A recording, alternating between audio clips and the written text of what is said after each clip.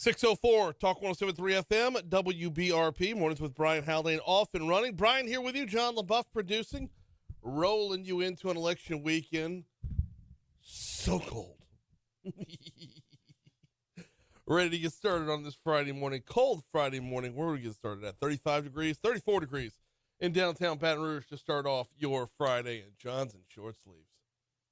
What the crud. But I was in a jacket. What now the, yeah. I'm regretting. I thought it'd be a little warmer. Now. No. Okay. So this is your first winter, so studio gets cold. It's okay. I'll go upstairs during the break. I've got the World War II heater up there. Yeah. I'll bring it down. It'll all be good. So we got a lot of ground to cover today. There's an election tomorrow. We'll break that down throughout the day. That's not the only things we'll be talking about. So let's dive right in. It's time for Top Stories and Trending.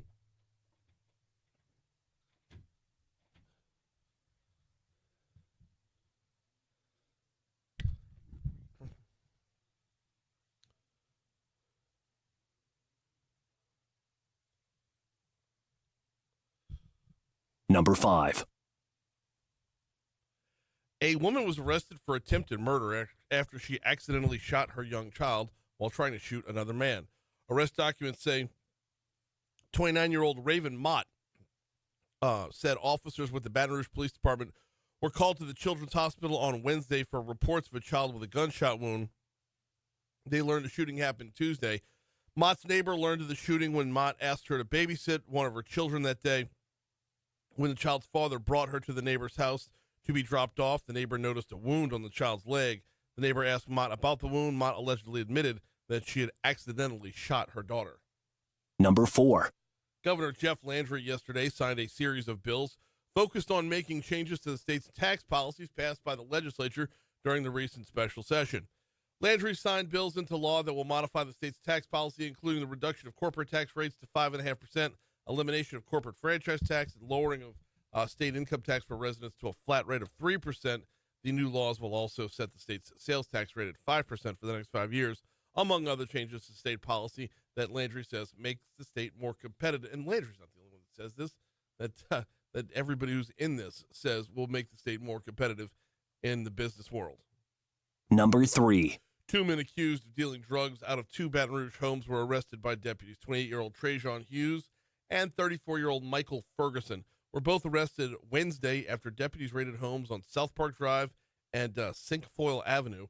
They also raided 2 cars that were owned by Hughes. Deputies were monitoring Hughes and Ferguson since November. They conducted controlled purchases of fentanyl and methamphetamine before getting warrants to raid the homes. Altogether, deputies seized more than a pound of fentanyl, a pound of crystal meth, more than 18 grams of cocaine, 5.2 grams of marijuana, as well as multiple prescription drugs and $20,580 in cash. They also picked up 4 handguns along the way. Number 2. Oh, and one of those handguns was reported stolen out of Livingston Parish. All right, number 2, the East Baton Rouge Parish School Board voted unanimously yesterday evening to shut down J.K. Haynes Teacher Prep and Leadership Academy at the end of the semester. The school, which has only 121 students, and it's deteriorating, falling into disrepair. Caused concerns among parents and educators. The closure of the school will see students sent to other schools in the district. Elementary school age, that's pre-K through 5th grade, are going to be sent to Ryan Elementary School. 6th grade students at J.K. Haynes will attend Scotlandville Middle Pre-Engineering Academy. Both schools are located on Elm Grove Garden Drive. Both schools are within a mile of J.K. Haynes. Number 1. A 25-year-old man was found dead in the East Baton Rouge Parish Prison days before he was supposed to be extradited to another state. The sheriff's office said Evan Ellis Clark was found Tuesday morning having hanged himself with a shirt tied around cell bars. Clark was booked in the facility on November 23rd after he was arrested by LSU PD officers as a fugitive from Georgia. During a court appearance November 26th related to that arrest, Clark reportedly fought several deputies while he was being placed in a cell, then took a deputy's taser. He was booked for an additional charge of disarming a police officer. And he was set to be extradited back to Georgia.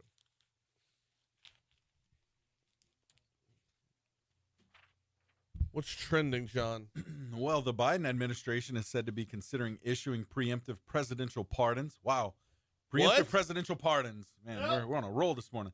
To former Republican Councilwoman Liz Cheney and Dr. Anthony Fauci in order to shield them from political prosecutions by Donald Trump's incoming administration. Fantastic. Man. Preemptive pardons. Yeah. You're being pardoned for something you haven't been charged with. I don't. Right. Just in case. Sense. Yeah. Just in case you'll be charged with anything, you're pardoned from it. Is that what we're talking about? That is what we're talking about. That's insane. They've not been charged with any crimes.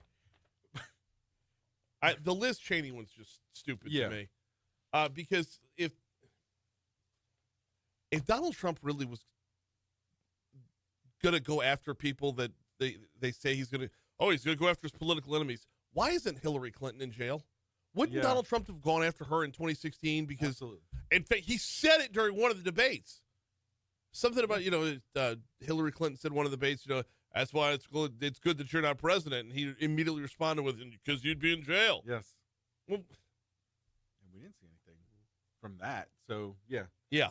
What are they afraid of, Brian? What are they afraid of?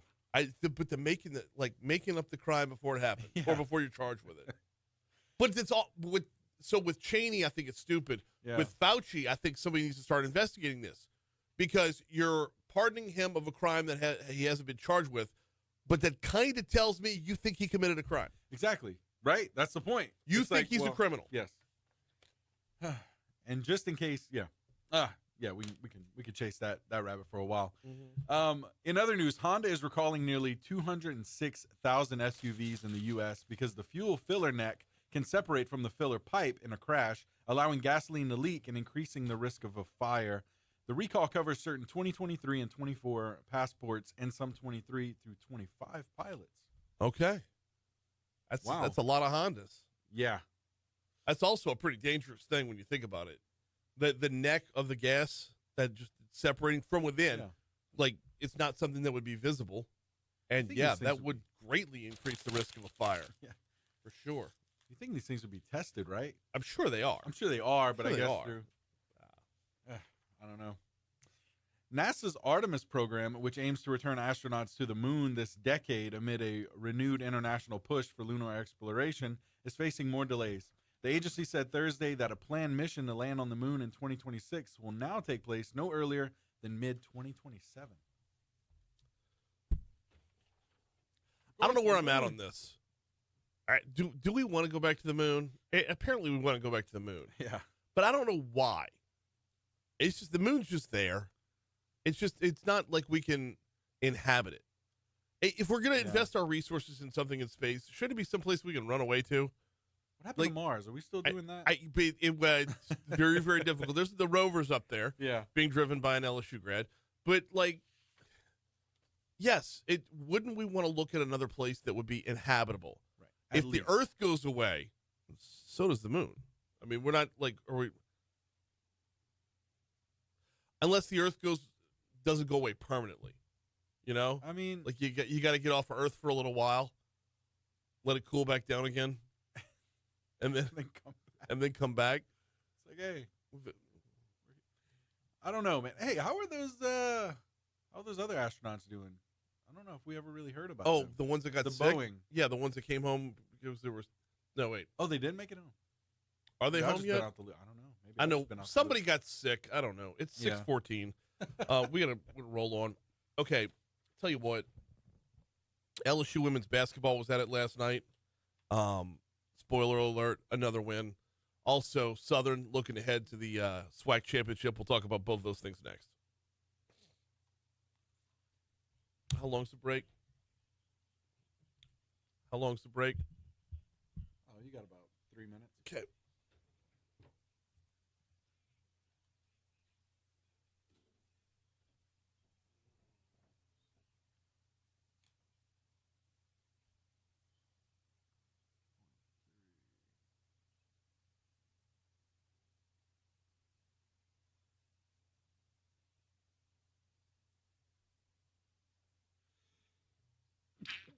Oh, my gosh.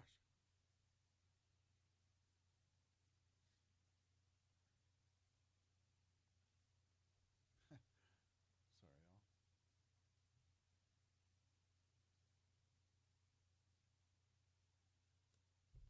Good morning, everyone. Renee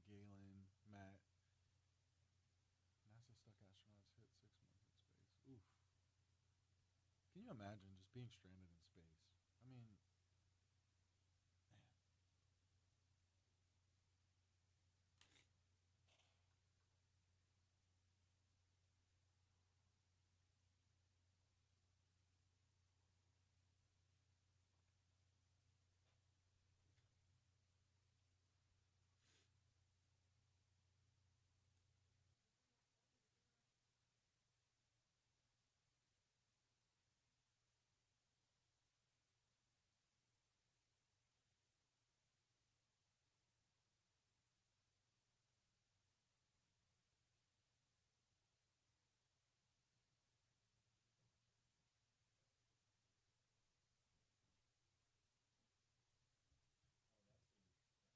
That's a World War II heater.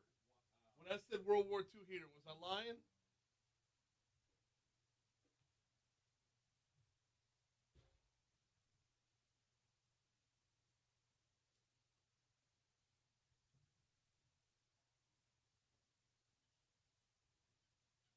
Right there, so you get in both directions.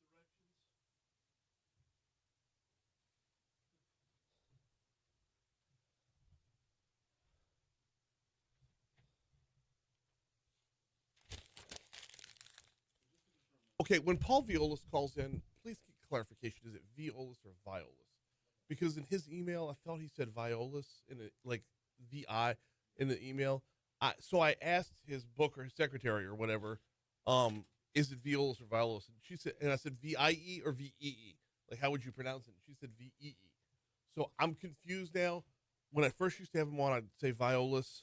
Someone correct, yeah, and then someone corrected me and said it's Viollis. So I just want to get clarification so I don't mess it up anymore.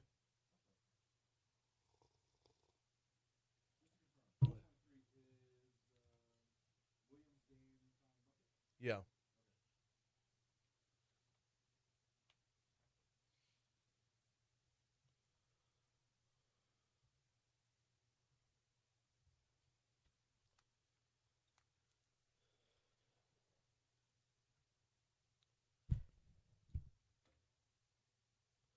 617 Talk 107.3 FM, WBRP. Mornings with Brian Haldane, rolling right along. Sports time right here.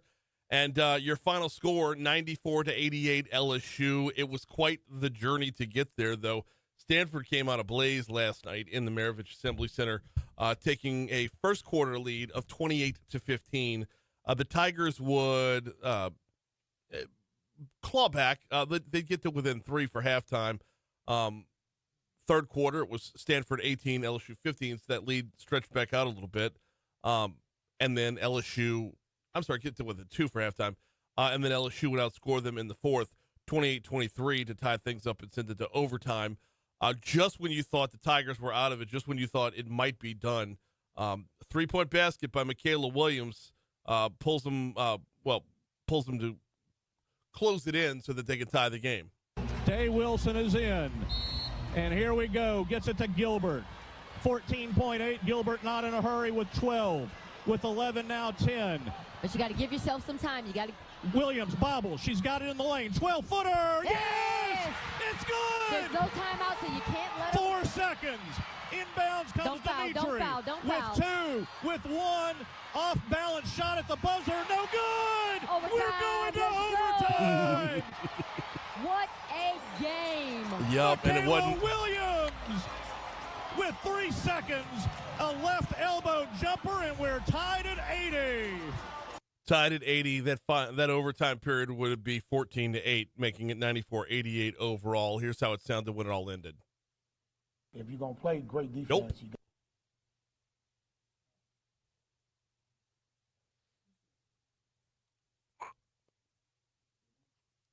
Skip it. Don't worry about it. Michaela Williams had 32 points on the night. That three-pointer was one of 5 that she made. She was 5 of 9 from behind the three-point line. Kaylin Gilbert had 25 for the Tigers. Flaugier Johnson had 21. I mean, that was the bulk of the scoring. Nobody else was in double figures for LSU. But Day Wilson, Cheyenne Day Wilson had 8. Anissa Morrow had 8. And that's how you got the 94. So LSU women's basketball will be back at it on Sunday. They will be taking on, oh, crud. Hang on one second. Sunday, they will be taking on Grambling, 1 o'clock in the Maravich Assembly Center.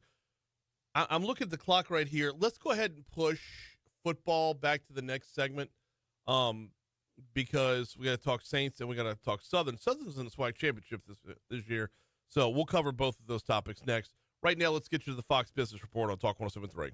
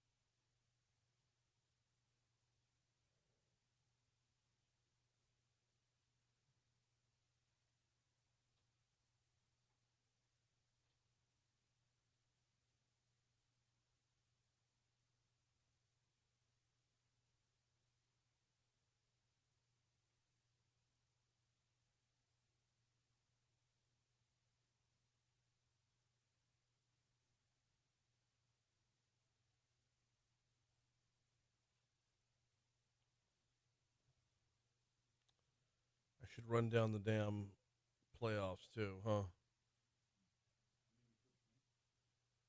Not on playoffs. I need them on Southern football, the ones I already sent you.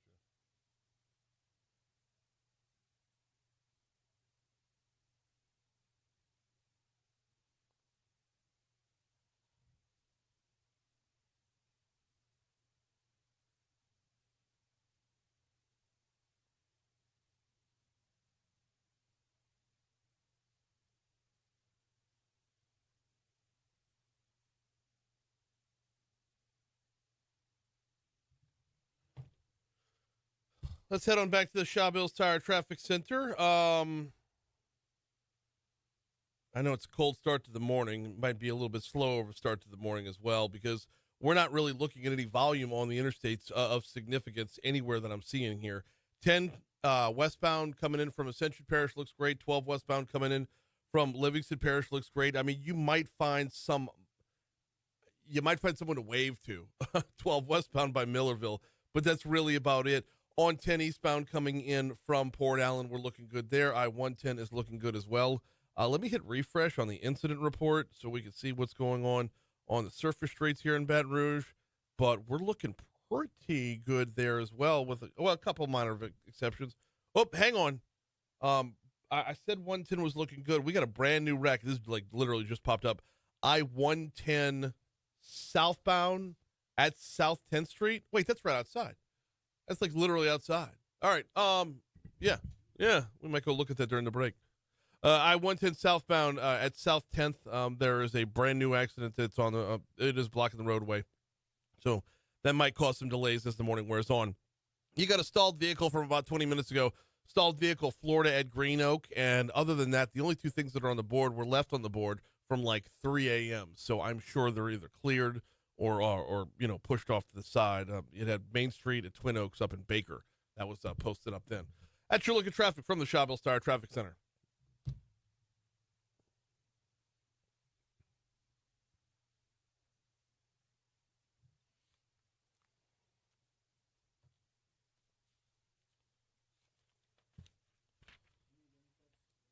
Do what? 18 and 19. The only cuts in 8 here.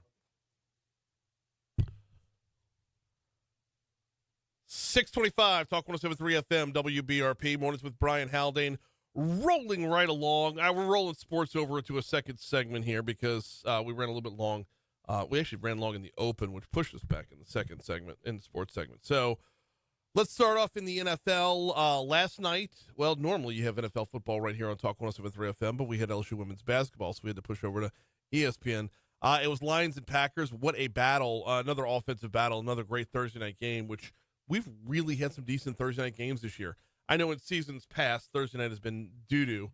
34-31, your final score there. Lions do pull it out with a last-second field goal. Packers, the Packers battled last night. They had the lead, had a couple points during the game. So Lions still look like they're the cream of the crop for the NFC. Coming up on Sunday, the Saints will be at the Giants. I know wins are hard to come by if you're New Orleans because you're only 4-8. Well, I guess the Giants would be the right recipe for that because they're 2-10. But Brian, the Saints are 1-4 on the road. Yeah, well, the Giants are winless at home, so things are looking pretty decent for New Orleans heading to New York. In fact, most of the Giants fans, if you think Saints fans want to pack it in to look forward to the draft in a high draft position by tanking, Giants fans even more so. So that'll be noon on our sister station, Eagle 98.1, coming up on Sunday. Moving it back by a day to Saturday, Southern University is squaring off against Jackson State. They will meet for the third time in 2 years in the SWAC championship. The Tigers of Jackson State have the best offense in the SWAC. They are second in the league in points allowed and total defense. Southern's coach talking about why Jackson State has been so successful on defense. If you're going to play great defense, you got to be able to stop the run. And so they've done a good job of stopping the run and making people one-dimensional, so to speak, and then they get after the quarterback. Southern looking for their 20th overall SWAC title. Coach Graves says they're going to do anything to win this game. Whatever we have to do to win the football game, that's what we're going to do. If we got to line up and run in the wishbone, we're going to run the wishbone. If we got to spread them out, we're going to do that. And I'm just being facetious there because we ain't running the wishbone. But whatever we have to do, we're going to do what we need to do to win the game. And our players buy into that. They understand that. They know that. And that's what has helped us to be successful. Game's being played in Jackson, Mississippi. I believe kickoff is for 1. Let's move it over to high school football before we round out here and head on into the news break at the bottom of the hour. It is semifinals time in the playoffs. Your matchups are as follows on the non-select side. Neville and Central are squaring off tonight. Ruston and Destrehan are squaring off. That's in non-select Division 1. Non-select Division 2 brings us Franklinton hosting Iowa, and Plaquemine has got Cecilia. Division 3 is St. James versus Union Parish, and Sterlington taking on Gina. Division 4 would be Haynesville versus General Trass, and Logansport taking on South Plaquemine. Over on the select side, Division 1, Catholic Baton Rouge, the Catholic High Bears, heading to the West Bank to take on Edna Carr. And then you've got John Curtis versus Alexandria. Division 2, Shaw is hosting Madison. I believe Madison Prep has to go to Shaw. and Edie White hosting Leesville. Division 3 on the select side gives us Dunham. I believe Dunham is hosting here. Yeah. Dunham is hosting Bunkie, and Calvary Baptist is welcoming in Catholic of New Iberia. And rounding it out with Division 4, those semifinals are Vermilion Catholic hosting Kentwood, and Ouachita Christian welcomes in Ascension Catholic. So you're going to hear that Catholic versus Edna game on our sister station, 104.5 ESPN. I believe one Dixon McMakin will be on the call for that one. We got news coming up in just a minute. I do need to remind you about the folks over at Mathern's. All right, it's not too late if you are in charge of the food for your company Christmas party.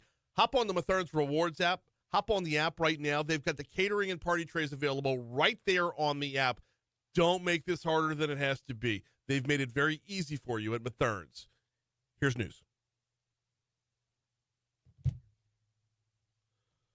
Good morning, Christy.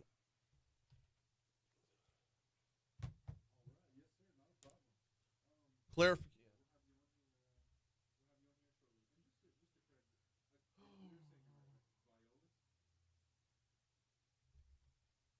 It is Vi. Okay.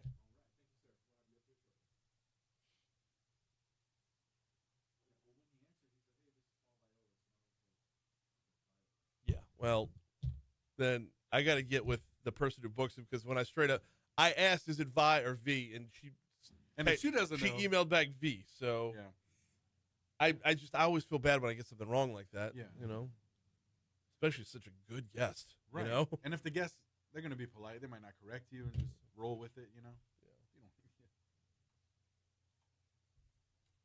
Well, it's like Moon says my last name's Haldane. How do you get Haldane out of Haldane? He should know about mispronunciation because people call him Griffin. Griffin, I yeah. hear him say that all the time, Right. and he's like, "It's not Griffin, it's Griffon." We're not even going to get started on the buff. We already, No. stuff like oof, oh. You And got it's like 6 vowels in a row. They're like, "Oh, LaBeouf." Yeah. It's like, yeah. There's the one guy. You just got to be like Shia. Yeah. Oh, LaBeouf. It's like, yeah, that's me.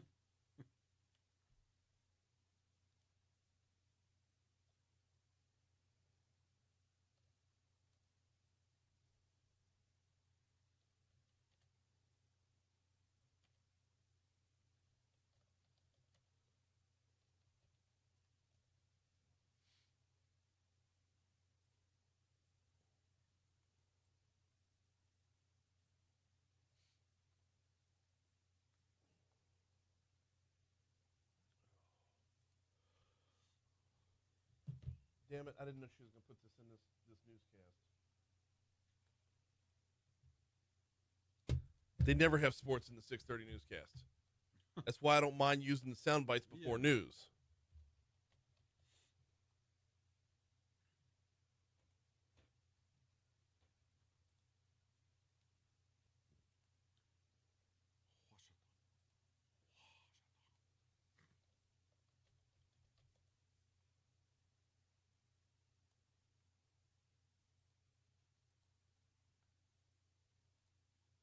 And I was going to use these sound bites, but they don't talk about Catholic.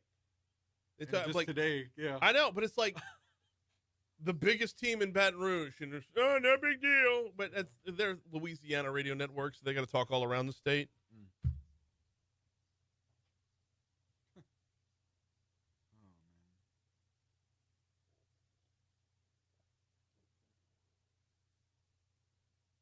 I don't know if I like this coffee.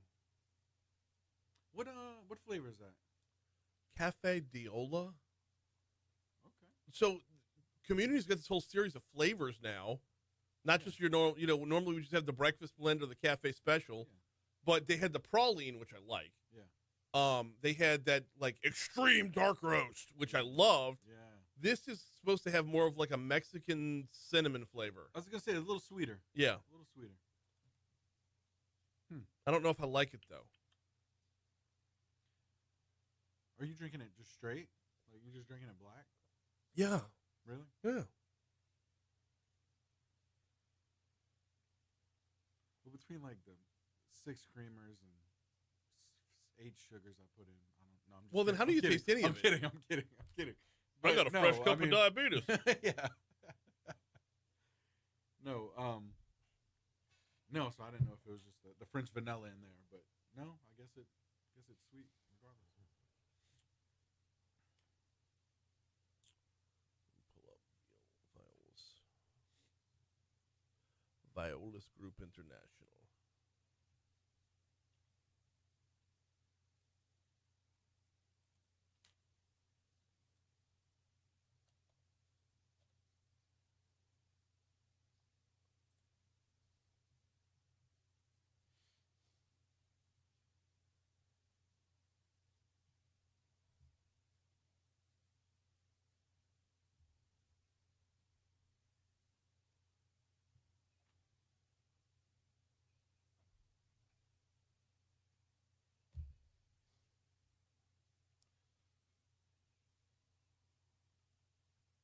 This break feels longer than normal. Yeah. But it's 6:35. All right. But yeah, we still got another like 28-second spot after this. Yeah. And then we go into it. Yeah, I guess you're right. Yeah, it is kind of long. Yeah, there's no reason. This spot's got to go, by the way. It's stupid. This promo, please don't talk politics. Yeah. Talk about politics. Please. I don't know who sent that message in. Right. We've gotten like 4 messages. We had the little microphone thing. We've gotten 4 of them since we launched this thing. Oh. And one of them was me just saying test.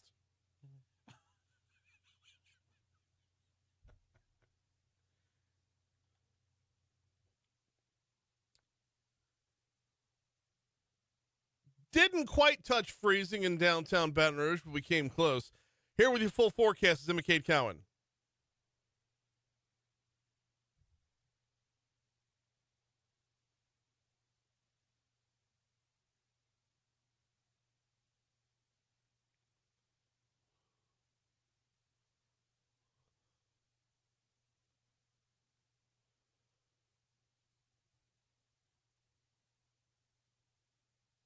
If you feel what I am feeling, then the truth is just believing.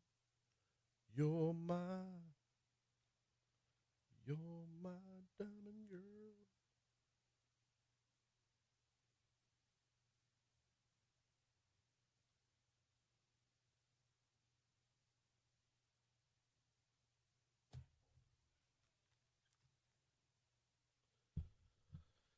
.637 Talk 107.3 FM, WBRP, mornings with Brian Haldane, rolling right along. We're running a couple minutes behind, so let's dive right back in. There is so much mystery and intrigue surrounding the assassination of the CEO of United Healthcare. And, well, you know who we call on when we have questions about law enforcement, security, and the like. The foremost expert on that front. That would be Paul Viollis from Viollis Group International. Paul, welcome back, man. Twice in 1 week. How you doing?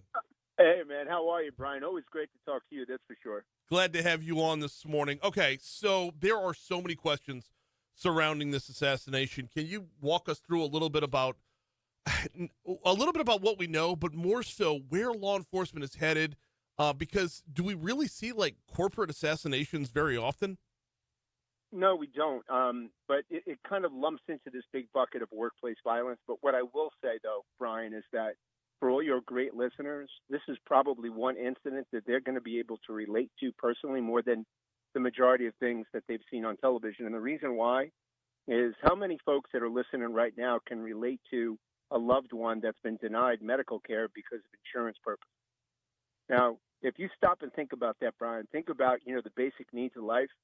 And when you see somebody that you love being torn apart that can't get the right medical care because insurance isn't covering it, that begets a tremendous amount of disdain. And what we do know, coming to your question, what we do know is that the individual is not a pro.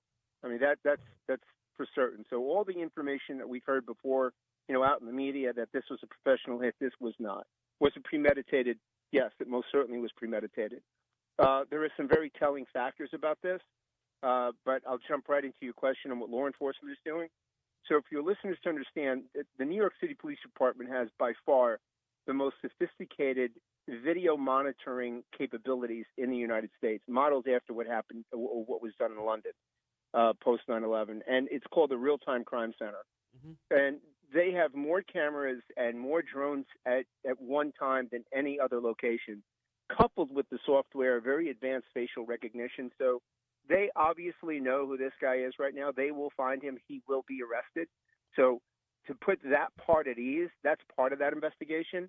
But now we have to switch, Brian, to the second part of the investigation. You're talking about corporate assassination. The security department at this particular company is going to come under scrutiny. And why? Because what this is going to come down to, and I don't need to be a behavioral analyst and a profiler for the last 27 years to know this, what this is going to come down to is an examination of emails and conversations that were sent into the company, not necessarily directed at the CEO, but sent into the company about someone being denied a claim. We do know that the company has a reputation for denying health care claims. We know that the CEO had been testifying on Capitol Hill over that. So this is nothing new. That's going to be a big part of that investigation as to the question of foreseeability. What did they know and what did they do to prevent this? So that's where we sit right now with that. Okay, so we're walking down the path of disgruntled policyholder is basically where you're at. This whole discussion about the DOJ investigation, that feels like a distraction at this point?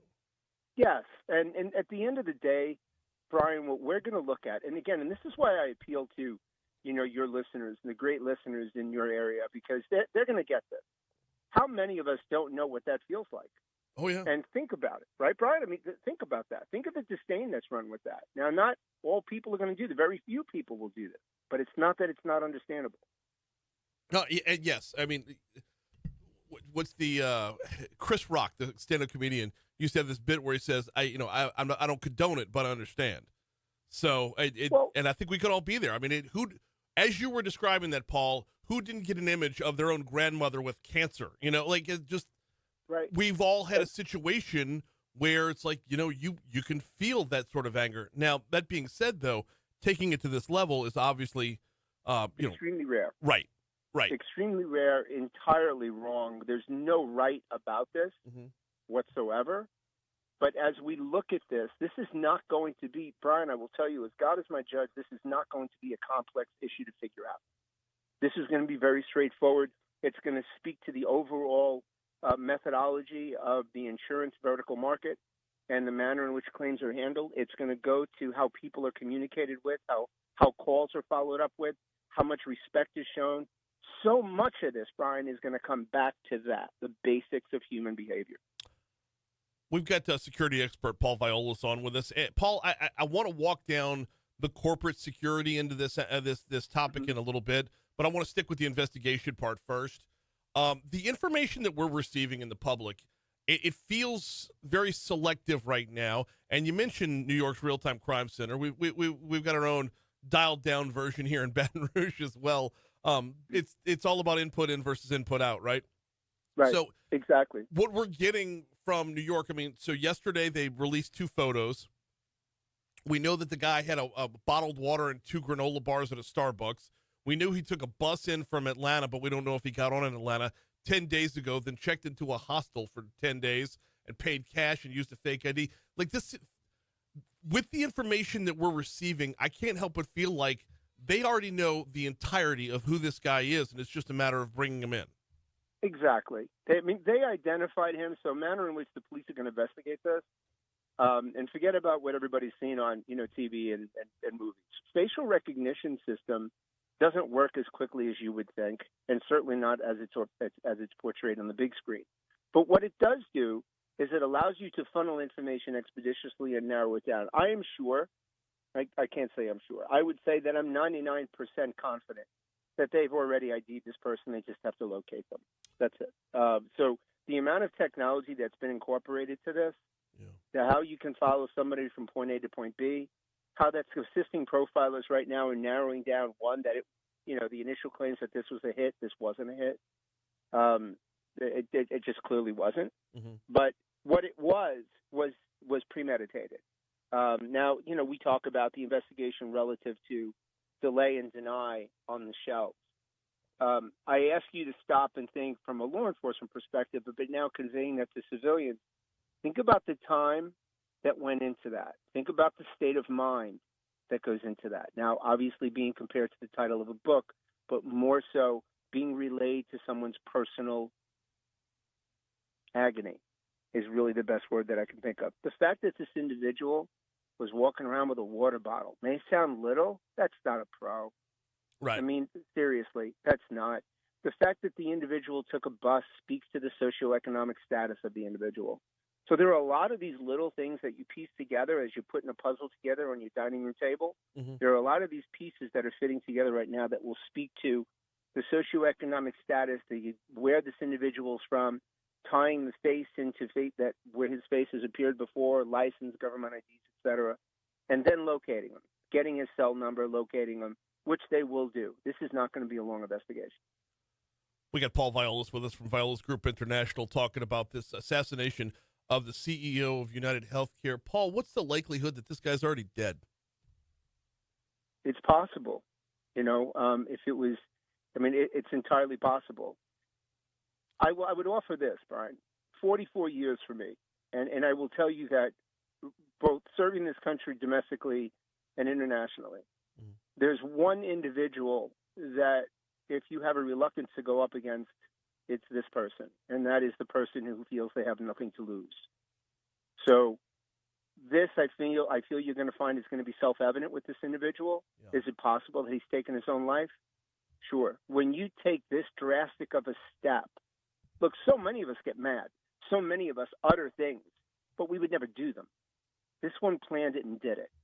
So is it possible he may have taken his own life? Certainly. It sure is. Well, that's when everybody's kind of going down all the rabbit holes on the internet and whatnot, and talk about was this guy a pro and all that other good stuff.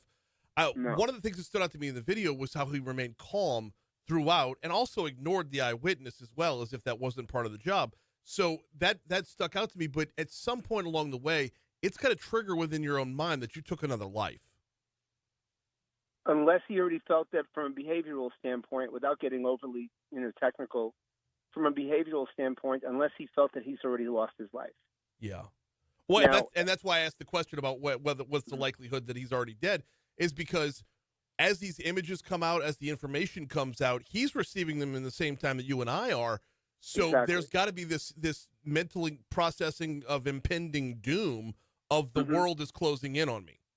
Very possibly, Brian. But really, when you look at it again from the totality of criminal behavior, when someone feels like, for example, you lose a loved one, you're alive, you're breathing, but you're dead. You're gone. Right. How many times have we heard, and I'm sure everyone listening can relate to this, how many times have you heard, a spouse pass away and the surviving spouse and people comment that, he may have existed, but he really died when she died. So that is probably what we're looking at right now. For someone to, as the pieces of the puzzle get put together, someone that felt they had nothing to lose, someone that felt that they had to take this for vengeance. This had to be done in their mind. They did not care about being caught. What did they want to get away? Did he want to get away? Yes, he did. But was he overly concerned about getting caught? No, he was overly concerned about getting the job done, which he did.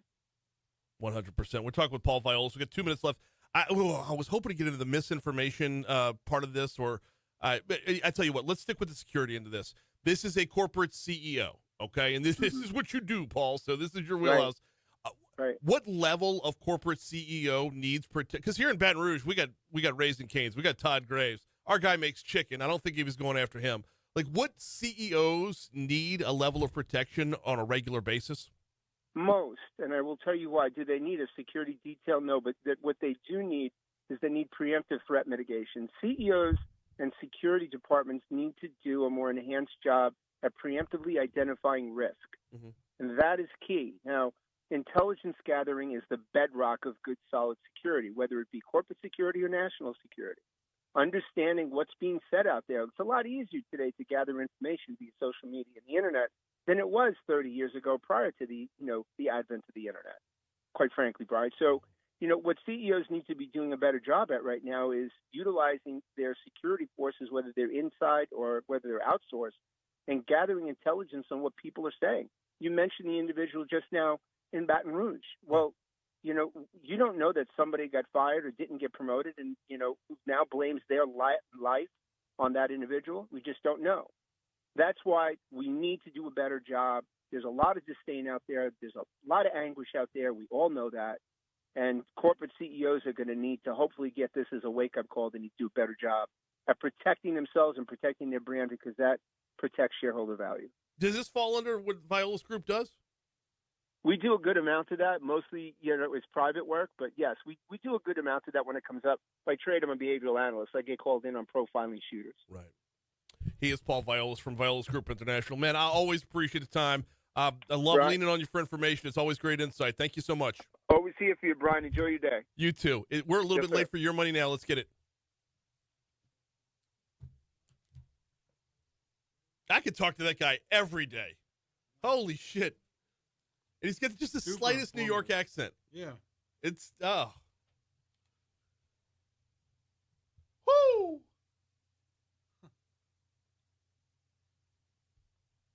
That's our feature today, by the way.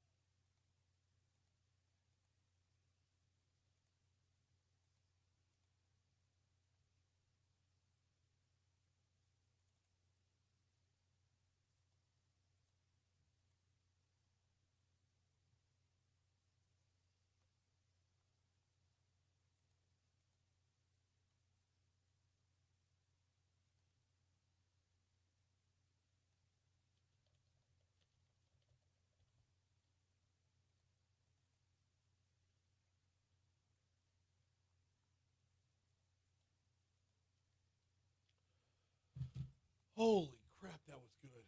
Wow. No, I mean, you know how critical I am of myself and the show, and right. how if I'm in the 6 o'clock hour and that, if that's going to set the tone for where we're headed today, that's then the buckle first the interview. fuck up, because we're going to have some fun. Yeah. That's good.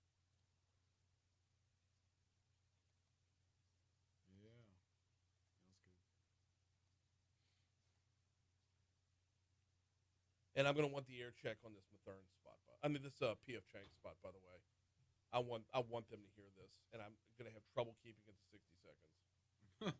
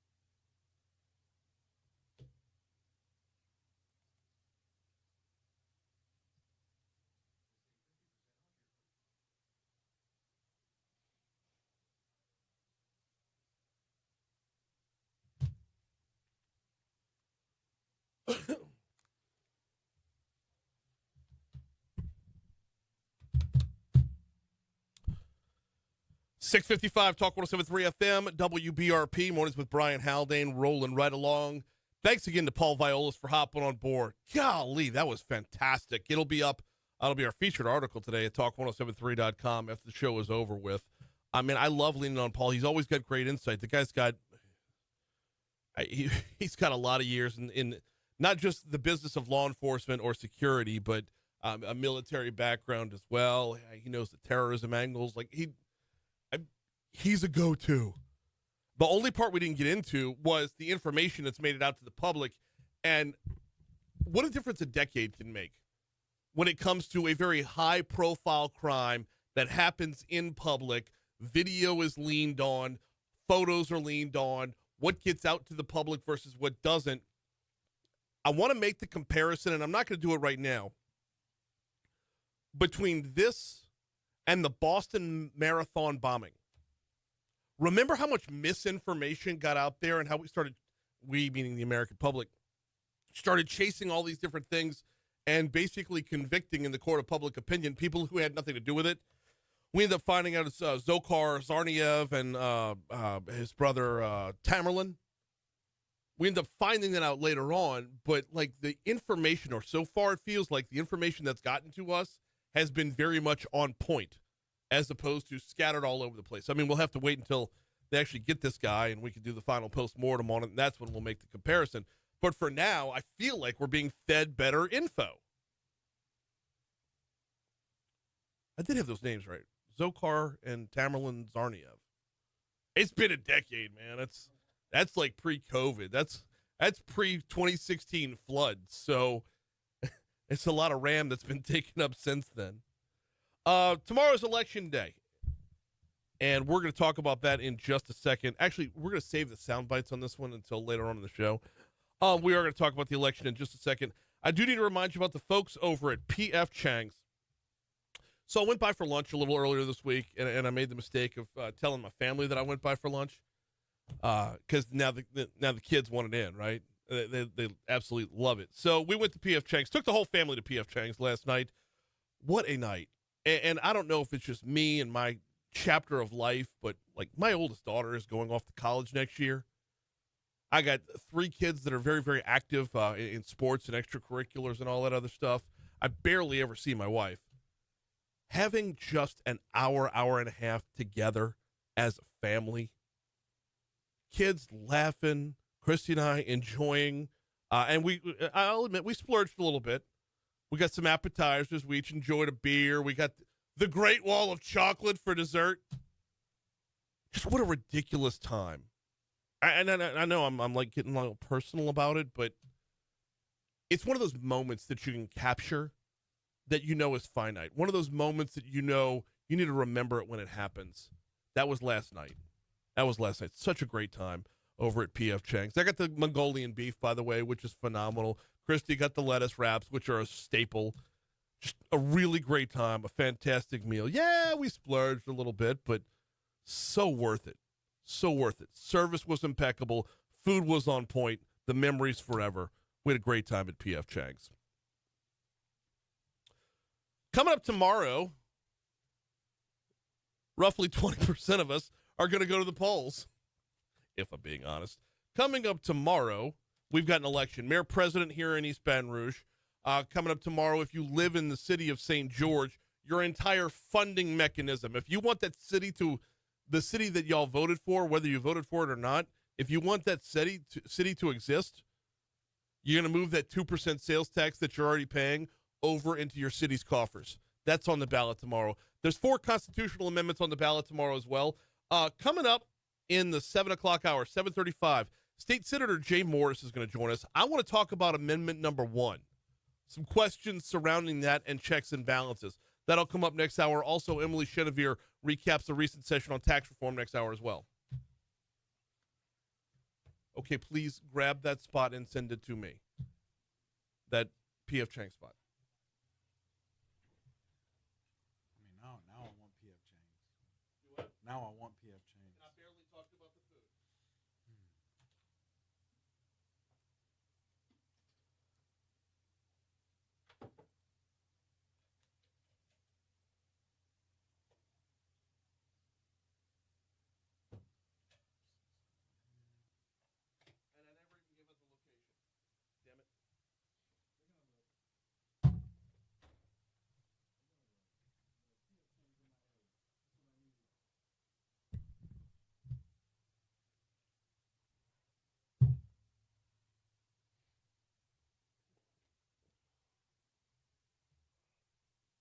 What you say, Rich? How you doing, brother?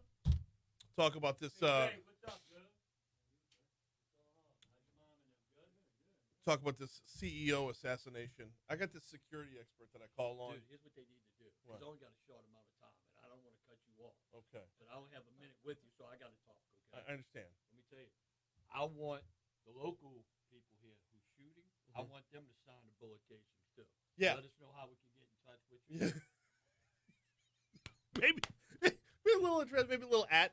Give me your Twitter at. Yeah, yeah. Put your social media on your bullet casings. Hey, today in 2003, remember the first quarter? Freaking Justin Vincent, the freshman, 80-something yards against Georgia. They beat Georgia in the SEC championship game, and they went on to beat Oklahoma 29 days later. I remember the Oklahoma game. I don't remember that Georgia game at all. Really? Yeah, weird. Wonder what it's doing. You know what? I bet, willing to wager, I was probably DJing a Christmas party. Well, that's a good story. Let me tell you this. Dude, I wasn't in a Christmas mood. The older I get, it takes me a little longer. Your P.F. Chang story, I was listening in the hallway. Dude, I was tearing up like a baby. It's like when each of these fingers started glowing. Well, think about it before you kids went off to college, man. No, I get it. That's what I mean. Why you got to make it a cynical thing? I'm not making it a cynical thing, Rich. I'm trying to John, embrace the moment. I'm sorry. Merry Christmas. And how do you put it? You're over here eating vinegar with a fork. That's your phrase. I stole it. Oh, let's outgrow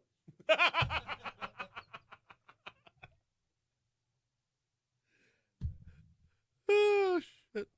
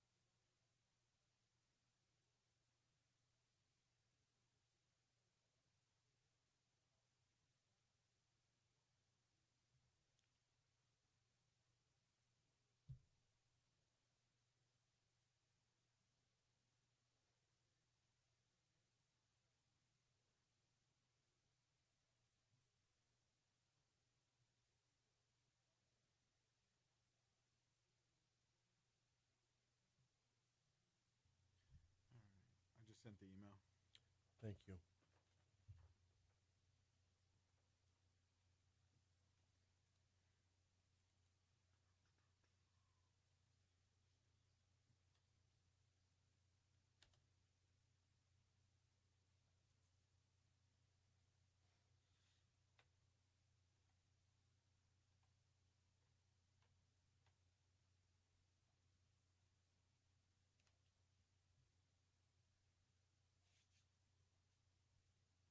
Who are you? Okay.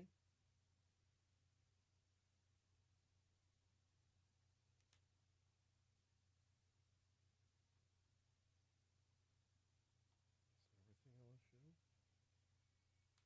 Does everything have to be?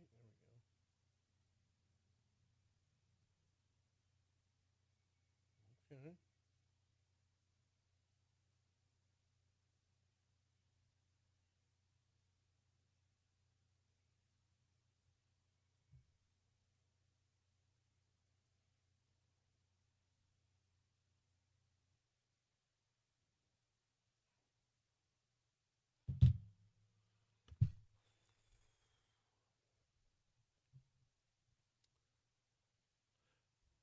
.705 Talk 107.3 FM WBRP mornings with Brian Haldane rolling right along. Hour 2 coming your way right now. Brian here with you. John LaBeouf producing. We're starting off our second hour at 34 degrees in downtown Baton Rouge. On our way up to 56 before it's all said and done today. Yeah, I know. That's really not that high. Supposed to get down to about 38 tonight. You heard the forecast from McCade Cowan. I welcome it. seasonably appropriate. Yes, it's cold, but it's seasonably appropriate cold. Good first hour, busy second hour. Here's where we're headed. State Representative Emily Chenevert slated to join us in our next segment. We're going to take a look back on the special session on tax reform that was, but I also want to start to ask this question is, where do we pick up moving forward? This is one piece of a big puzzle. What's next? What's the next piece of the puzzle that needs to go in there? Is it getting back to work on insurance? Yes. Is it trimming the state budget? Well, I want the insurance done first, but yes, that too. Is it further tax reform? Well, I think that's probably priority number 3 after those other 2 that I just talked about. So we'll talk with Representative Chenevert in our next segment. Also this hour, State Senator Jay Moore is going to join us at 7:35. Amendment 1 on your ballot tomorrow, a constitutional amendment, the first one on your ballot tomorrow. It's a bit of a confusing amendment. It's about judicial oversight and really holding a judge's feet to the fire if there's wrongdoing. We're going to talk about it with Jay Morris. That's coming up at 7:35. Right now, though, top stories and trending. Let's get it.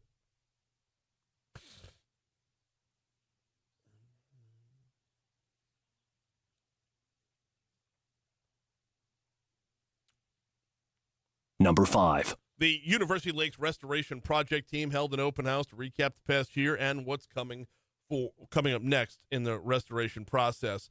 The team, I'm grabbing this from our news partners at WBRZ, the team has been dredging City Park Lake and Lake Erie as part of Phase 1, while also deepening College Lake and the northern half of University Lake as part of Phase 2A next year.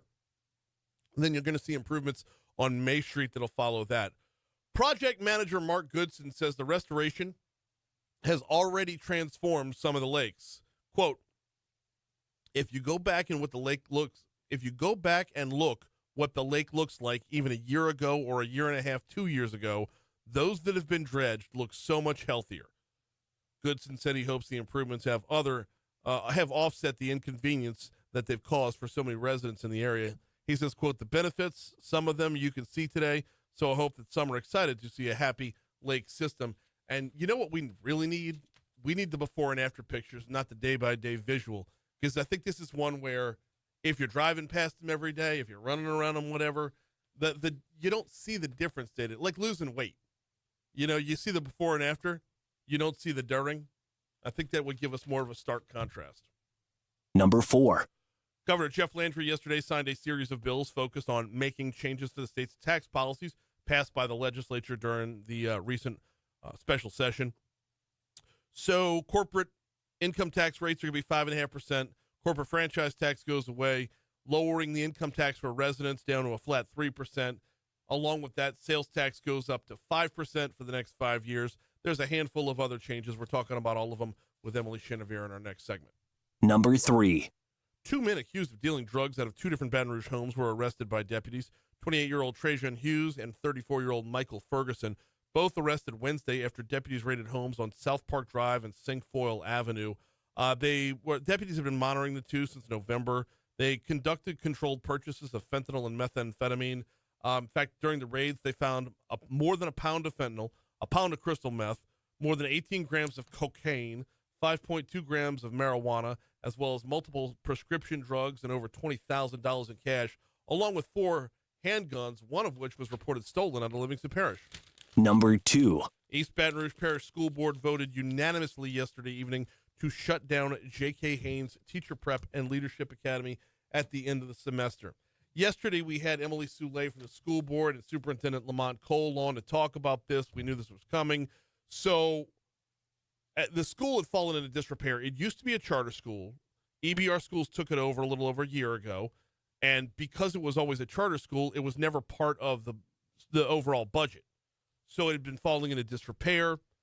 Wasn't putting out good test scores. The enrollment was declining. So they're closing it down. Ryan Elementary School is less than a mile away. It's a stone's throw away. I mean, it's a 7-iron shot. Ryan Elementary School, pre-K through 5th grade, they're going to move over to Ryan Elementary. 6th graders are going to go over to the Scotlandville Middle Pre-Engineering Academy, also on Elm Grove Garden Drive. Number 1. A 25-year-old man was found dead in the East Baton Rouge Parish Prison days before he was supposed to be extradited back to Georgia. Sheriff's office said Evan Ellis Clark was found Tuesday morning having hanged himself with a shirt tied around cell bars. Clark was booked in the facility back on November 23rd after he was arrested by LSU PD as a fugitive from Georgia. During a court appearance on November 26th related to that arrest, Clark reportedly fought several deputies while he was being placed in a cell, then took a deputy's taser. He was booked for an additional charge because of that. But, waited to be transferred back to Georgia and found hanged in his cell.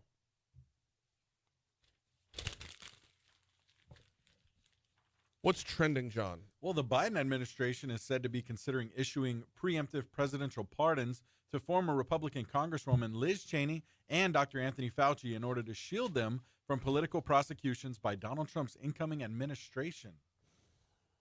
So, I don't understand the concept of a pardon right? for something that may or may not have happened. And, oh, by the way, it's the worst optics possible to pardon someone like Dr. Fauci, okay? Mm-hmm. Everyone was leaning on him at the beginning of the pandemic. Hell, we had him on the show at the beginning of the pandemic.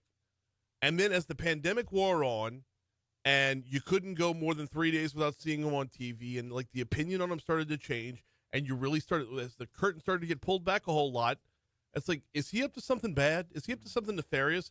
And you don't want to go down the conspiratorial tinfoil hat wearing rabbit hole. But if he's being pardoned for something that hasn't been charged yet, doesn't it kind of sound like he's done something? They just haven't put pen to paper. Yeah. Like, so he didn't do anything, but maybe hypothetically, if he did, we're going to pardon it. Right. You know. Right. Like how does that work? If there's going to be enough to bring charges. Yes. And convict him of said charges. Because you're not going to pardon somebody who's going to be brought up on charges and then found innocent. Right. Or found not guilty. Yeah. Right? You're not going to pardon someone for something they're not guilty of. So, the optics on this suck. Yeah. And like you said, it's hard not to chase that rabbit down that hole. But here we are. Hey, Honda is recalling nearly 206,000 SUVs in the U.S. because the fuel filler neck can separate from the filler pipe in a crash, allowing gasoline to leak and increasing the risk of a fire. The recall covers certain 2023 and 2024 passports and some 2023 and 2025 pilots. It's not a good look. Terrible. That's bad. That's got the potential to be bad. That's kind of a big deal, and there's a lot of Honda owners out there. So if you fall in that category, contact your Honda dealer. Please do so. In other news, NASA's Artemis program, which aims to return astronauts to the moon this decade amid a renewed international push for lunar exploration, is facing more delays. The agency said Thursday that a planned mission to land on the moon in 2026 will now take place no earlier than mid-2027. Whatever. Going to the moon. Whatever. Get me somewhere where, like, this can be fun. Yeah. There's nothing on the moon, at least not on the side that we can see. You want to open up to all kinds of conspiracies? Yeah. But, hey, tell me you're building an In-N-Out burger. Because the moon's going to get an In-N-Out burger before we do. That's Tell me Todd Graves has got the latest Raisin Canes going up over there. Yeah. Right? I mean, I don't know. I mean, right. I mean, are we spinning the wheels with this? Are we circling the drain with our trips to the moon? I tell you what we are doing. We're leaving State Representative Emily Chenevert outside in the cold right now. Oh, so let's break so we can get her in the building. Let's go. Crap.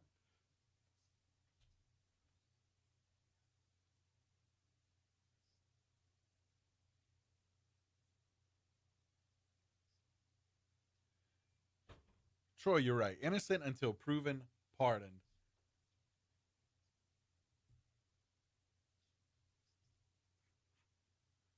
Not sketchy at all, right?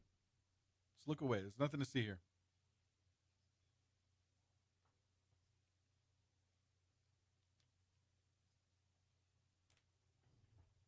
Little sus.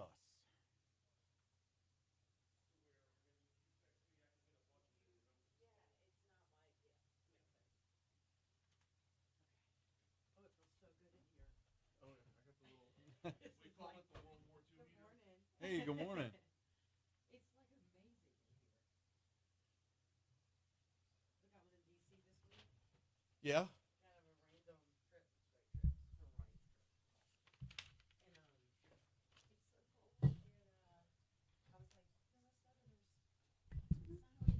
No.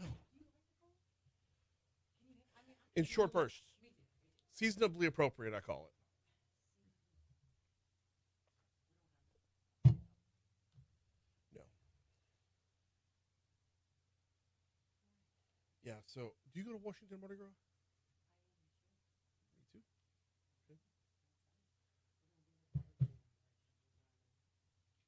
Me too. Okay.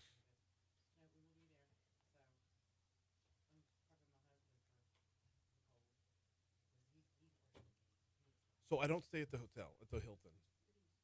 There's an Airbnb right across the street where I can stay there for Wednesday night, Thursday night, Friday night, fly home Saturday. I don't go to the big ball on Saturday night.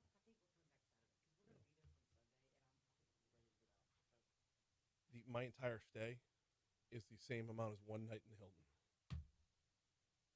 And I go through the parking garage, out the back door, right across the street.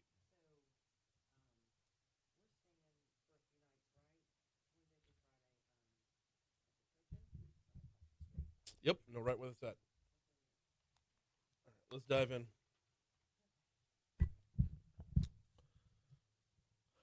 717 Talk 107.3 FM, WBRP, mornings with Brian Haldane, rolling right along. We're continuing our breakdown of what went down at the Capitol over the last couple weeks. As there was a special session on tax reform, it got a lot done. Got a lot done. Moving the state forward. Here to talk about it, State Representative Emily Chenevert. How are you? I am good. I'm doing well. I love November and December.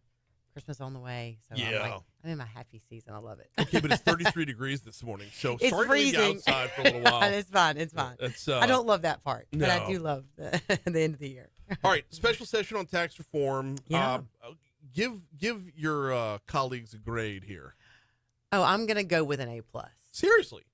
Well, this is the reason. When you're in overall, when I ran, a lot of my colleagues that I got to know over this last year, those that have been there obviously well before my time right this year, people were wanting to do some bold change. You heard that. Bold, we're coming in, if we continue to do the same, make the same decisions, do the same things, that we're not going to move our state forward. And I felt like the appetite there, being in the conversations, that's what everybody wants. Now, everyone is going to negotiate on what that looks like based on their districts, based on what they ran on. But look, as someone who just got to the Capitol, who just got into this position, to see the energy, to see the passion. I mean, we had conversations. Sometimes you'd see tears in my colleagues' eyes of how much they care, and that we have got to do something to make Louisiana better for not just their kids, but businesses, people looking to come here. I mean, it's serious. Like, you saw that passion in people's faces. And so look, it's not, you're not going to fix the state in one session. Correct. You're not going to solve all the problems. You're not going to make everything perfect. It's impossible in one session, in one term. But we did some massive change in tax policy. Yes. And I just commend my colleagues. I commend the governor, his team. I mean, you saw people working together across the aisle, behind the scenes. I mean, I'm just honored to be a part of it. And I think that's where a lot of our colleagues feel, even if it's not exactly maybe where we want to be long term, it is where we are moving towards and showing the country we are lowering taxes. We want business here. We want you to keep more money in your pockets, and we're going to make bold change. And so I do think that is something that I'm proud of, for not just the people in my district, but for across Louisiana. All right, let's start with the more money in your pockets part of this, because I think that was the biggest question mark to come out of the session, was if you're lowering the income tax just to raise the sales tax, how am I keeping more money? Now, we had State Representative Wilder on a couple days ago. Yeah. He got deep into the math, which is always great radio. He got deep into the math, and everything he said made sense.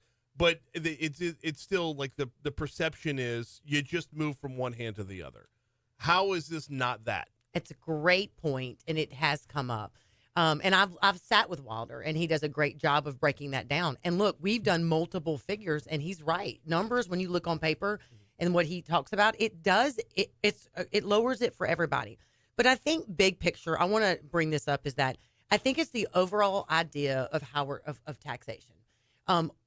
Income tax it is not a choice. Right. You don't get to choose where you spend your money. You are taxed on labor. And the overall idea is, let's do what other states are doing, where our competitors, they're going to 1%. And we're not there. So there's that, right? The idea of this consumption or sales tax, where you're choosing kind of where you spend more of your taxation, and it went half a penny. And I think some people don't realize a little bit. And Representative Wilder and Representative Weibel have both agreed with me on this. Yeah. It wasn't half a penny, because that half a penny was supposed to go away. So it was a full penny. It was correct. We it were started that right. before my time. I believe when it came. I understand. Right, I understand.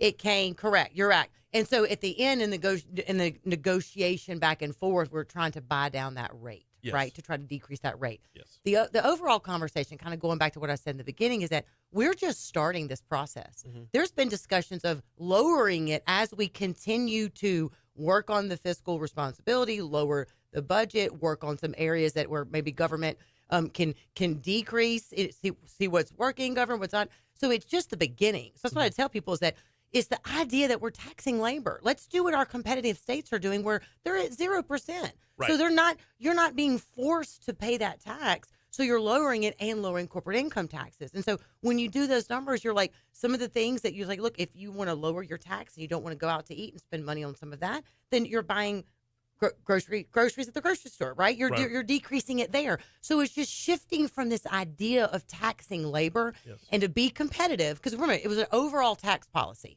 It wasn't what it was before my time when I got here, where there was just a change in the sales tax because there was a deficient. We were overhauling how we do taxation in Louisiana, and I don't want people to lose that idea, because we got rid of franchise tax, lowering corporate income tax. I think overall it's how do we do taxation in this state, and how are we competitive? Yes, and I want to know how we embrace that while not creating a misconception that y'all are disincentivizing spending. That's bad for the market. That's bad for the economy. Correct. So you see the balance that has to come out of this from an optics standpoint. Correct. But I think it's too, at the end of the day. Look, I think about I always say kitchen table economics in my own home, right? Yes. And I think that's where, for me, I'm like, okay, how do I want to keep more money? Because I'm of the people, for the people. This is my heart, right? Mm-hmm. And so I sit there and go, okay, if I can keep more money as far as paying less income tax, and then corporate income tax, and then you're looking at talking to friends that own businesses, and they're like, okay, I see this. Wow, okay, this is some big change. They also know that this is we're 1 year into this new tax policy. Right. So every year we come back, I tell everybody, is that you're looking at how is this trickling down to families? How is this trickling down to businesses? We have a fiscal session coming up. Yep. I've already heard people talk about finding ways to cut trim some things. So we're not done. I mean, this is but it is to be able to do what we did, overhauling and looking. Look, we're comparing ourselves to other states. What are they doing? We've got to be able to compete, which means some of them have, you look at their sales tax, and what they're doing, you either broaden the base, you're dealing with sales tax, or you're taxing labor, or so you've got to figure that out. And as we continue to, we're going to keep trimming. I feel very confident in that. The governor is committed to working on that too. Okay, so a big part of that, and I know we're going to get into a bigger discussion because of this, like a 4-month discussion, I'm sure. Yeah, a bigger part of that is when you look at those other states, their individual municipalities, their individual cities are not as wholly reliant on the state government as we are here in Louisiana. True. Since the time of Huey Long, all the cities have kicked into the state, or kicked back.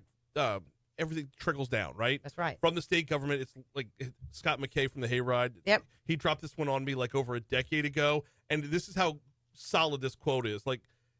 It's literally on our flag. A mama bird feeding the baby birds. Right. The mama bird is the state capital. It's embedded. Right. Scott told me that years and years and years, and it stuck with me all this time. Yeah. It's so flipping true. I know. How do we disinvest to where our cities can handle our cities, our parishes can handle our parishes? They don't all have to go feed off a mama bird, because that's really the crux of what the other states are doing. And you are talking about the same thing that we were talking about during the session. Yeah.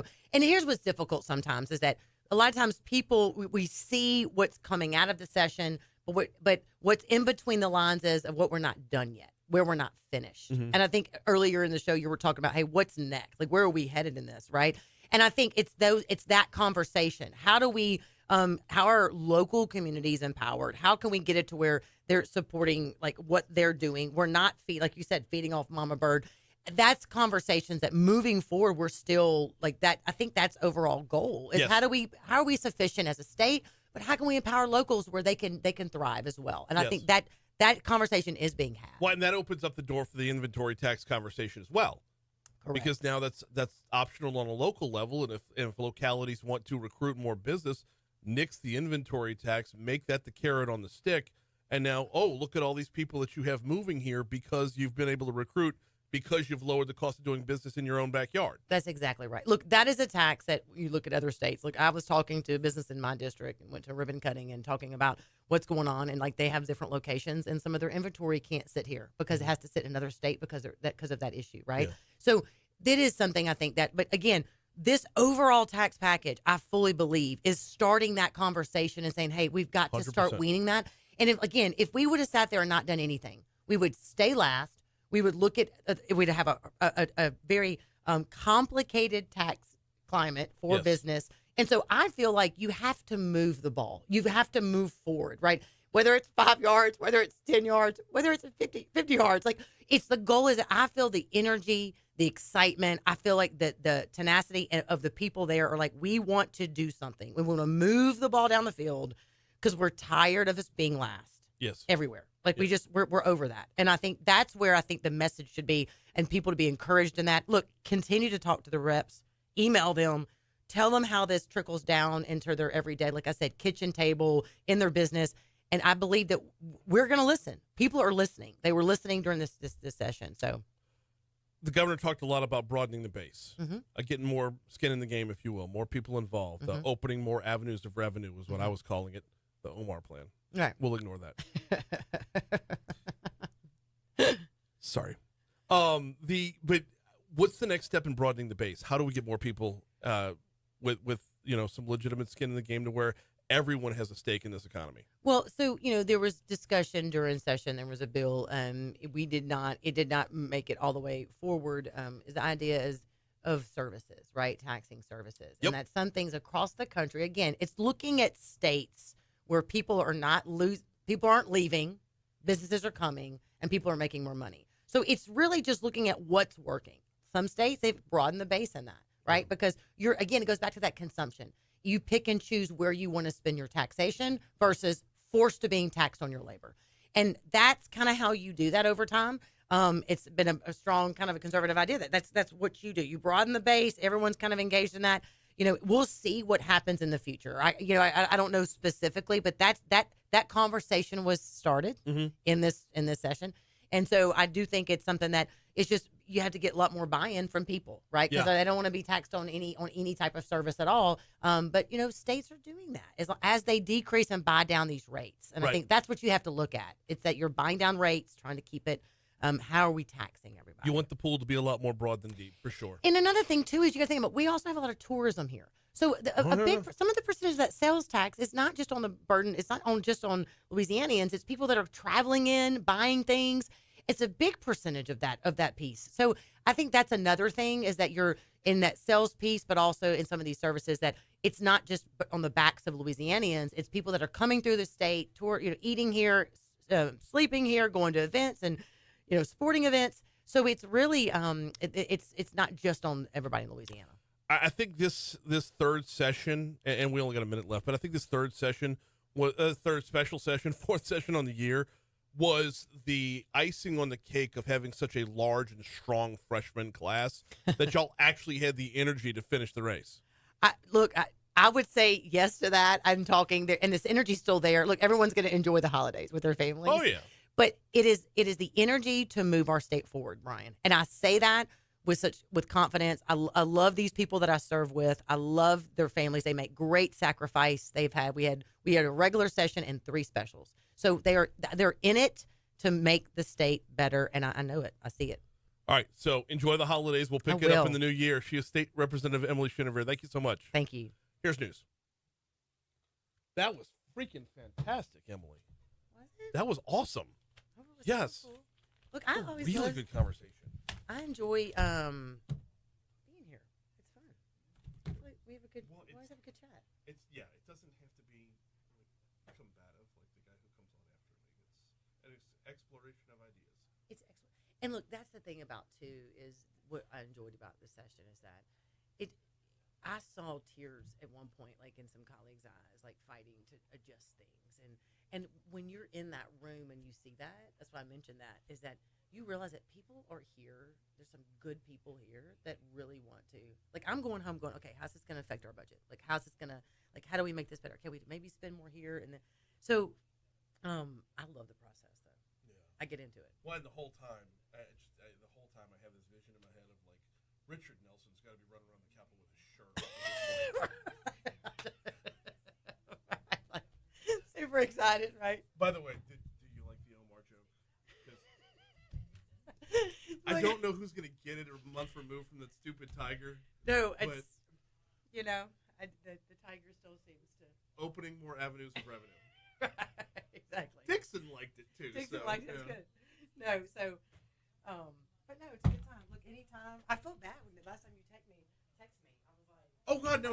I'm Mr. Last Minute, so it's fine though. I literally had a doctor's appointment. It's one of those doctors that you cancel. Like, it's like, see you next year. Yeah, so it's yeah. one of those. I was like, but anyway, get big plans for Christmas. Do y'all stay here? Do y'all go anywhere? we go to my cousin's house in Lakeview on Christmas Eve, Okay. and then we go over with my in-laws on Christmas Day. And I don't know how it's going to work this year because Thanksgiving was awkward. My mother-in-law and father-in-law are very close to the end. Like, Christy's dad's not getting out of bed again. 87, 88, somewhere up around. That's challenging. She's 13 years younger than her sisters.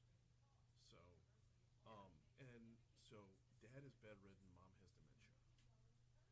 I know. Makes it difficult. And so what we did for Thanksgiving was they all live in Slidell.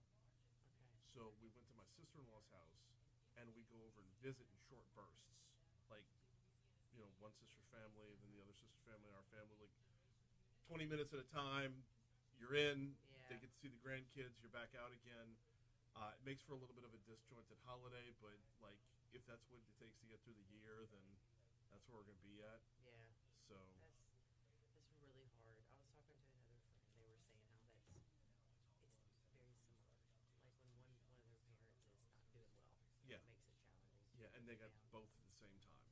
So Oh, I'm sorry about and that. no, and I know how this is going to play out. Like the moment she goes, he's going. 100%. He's only hanging around till she's gone. Yeah, that's exactly. And so how about y'all? Sorry, I'm like really crapped in the I punch care. bowl. I asked for on purpose. We're here. We my sister's in Birmingham. Our brother's in St. Francisville. Parents are here, still doing well. My husband's one of 13.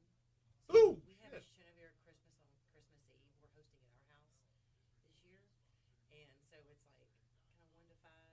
Come see your people. That everyone goes. I mean, it's getting to the point where we're so large. How many Cheneverts are there? So there's a lot. Because like I'm good friends with Ryan Chenevert. So we are not. It could be distant, but that's not in his main 13 or descendant. Okay. There's some in West Baton Rouge. It's kind of all over, but we have a big Christmas Eve deal, and then my family we do kind of Christmas Day, but then my sister would go to see her on New Year's. So we usually in Alabama and Birmingham and do a whole like New Year's Eve kind of Okay. thing because they can't come here. All right. So I love Birmingham.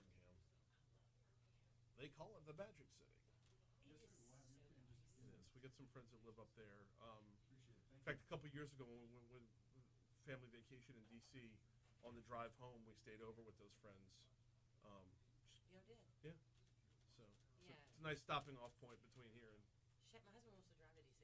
I was looking at our flights yesterday; they're not bad. He's like, let's just stop in Birmingham. Let's just drive, make a little long week and a half trip of it. I'm like, it's a long drive.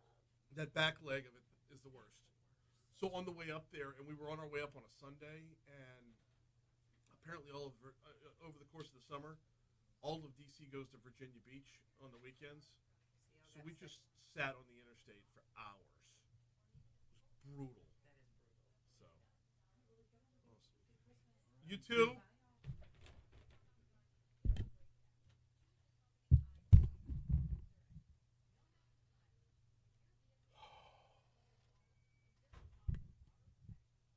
Hey, Facebook.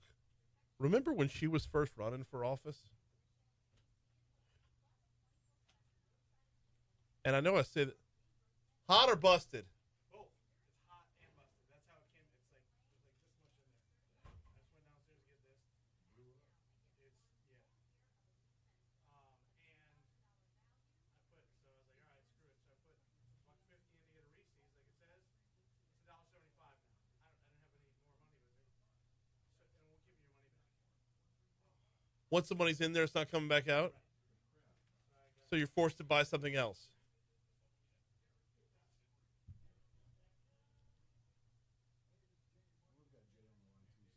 Awesome.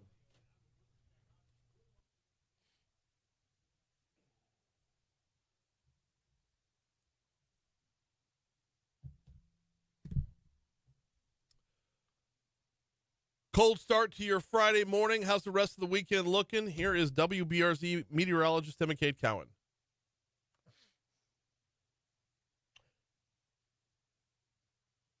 Think about me, I ran out of room. Isn't that sweet? I guess so.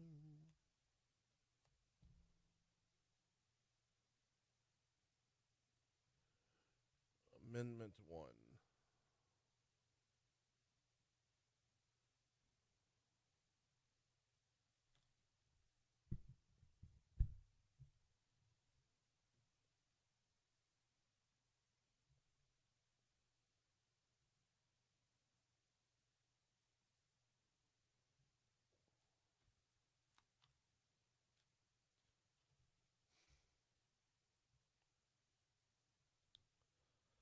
.737 Talk 107.3 FM, WBRP. Mornings with Brian Haldane rolling right along. We go back to the polls tomorrow. Well, honestly, probably about 20% of us go back to the polls tomorrow, but we're supposed to go back to the polls tomorrow. On your ballot will be 4 different constitutional amendments. Here to talk about one of those amendments is State Senator Jay Morris. Senator Morris, good morning. How are you, sir? Good morning, Brian. Doing well, thank you. Glad to have you on here, hoping you can clear up what is a really, really muddy-looking amendment because, boy, we got hit with 4 doozies for this round. Indeed, we did. That particularly number 4 is complicated, but number 1 is relatively simple when you break it down. And a little background is always helpful when it comes to this amendment. A lot of people don't understand completely how our judiciary system works and who is responsible for overseeing whether judges comply with the law or with the canons of ethics to which they're supposed to be compliant. And it's the Judiciary Commission. The Bar Association does not discipline judges. They're only for lawyers. And the judges have a 9-member commission that is supposed to oversee them and receive complaints and enforce discipline if warranted. And anyway, that's the background. The reality is that for the last many years, the Judiciary Commission has been extremely slow to move on judges who have acted inappropriately. If there's something really egregious, a judge commits a crime, shoots his wife, something like that, obviously they jump all over that, and that's done. It's in the media. But judges simply refusing to follow the law is extremely frustrating, and there's very little recourse. For example, in my area, there was a judge that will refuse to sign a search warrant, for example. And I've had a sheriff and a chief of police both make complaints to the Judiciary Commission because a particular judge refused to sign search warrants. He actually would say things like, go ask him if you can search first. In other words, go to the drug dealer, say, do you mind if we look around for drugs in your establishment? And the complaints about that particular judge have yet to see the light of day, and that's been well over 2 years ago. And so sometimes they do reprimand judges in private, but it's a slow process, and the Supreme Court gets a lot of complaints directly to them, and their response to anyone is, our hands are tied. We cannot do anything to a judge unless the Judiciary Commission brings us a case. And if they don't bring us a case, we can't do anything. We can't even require that they investigate a judge.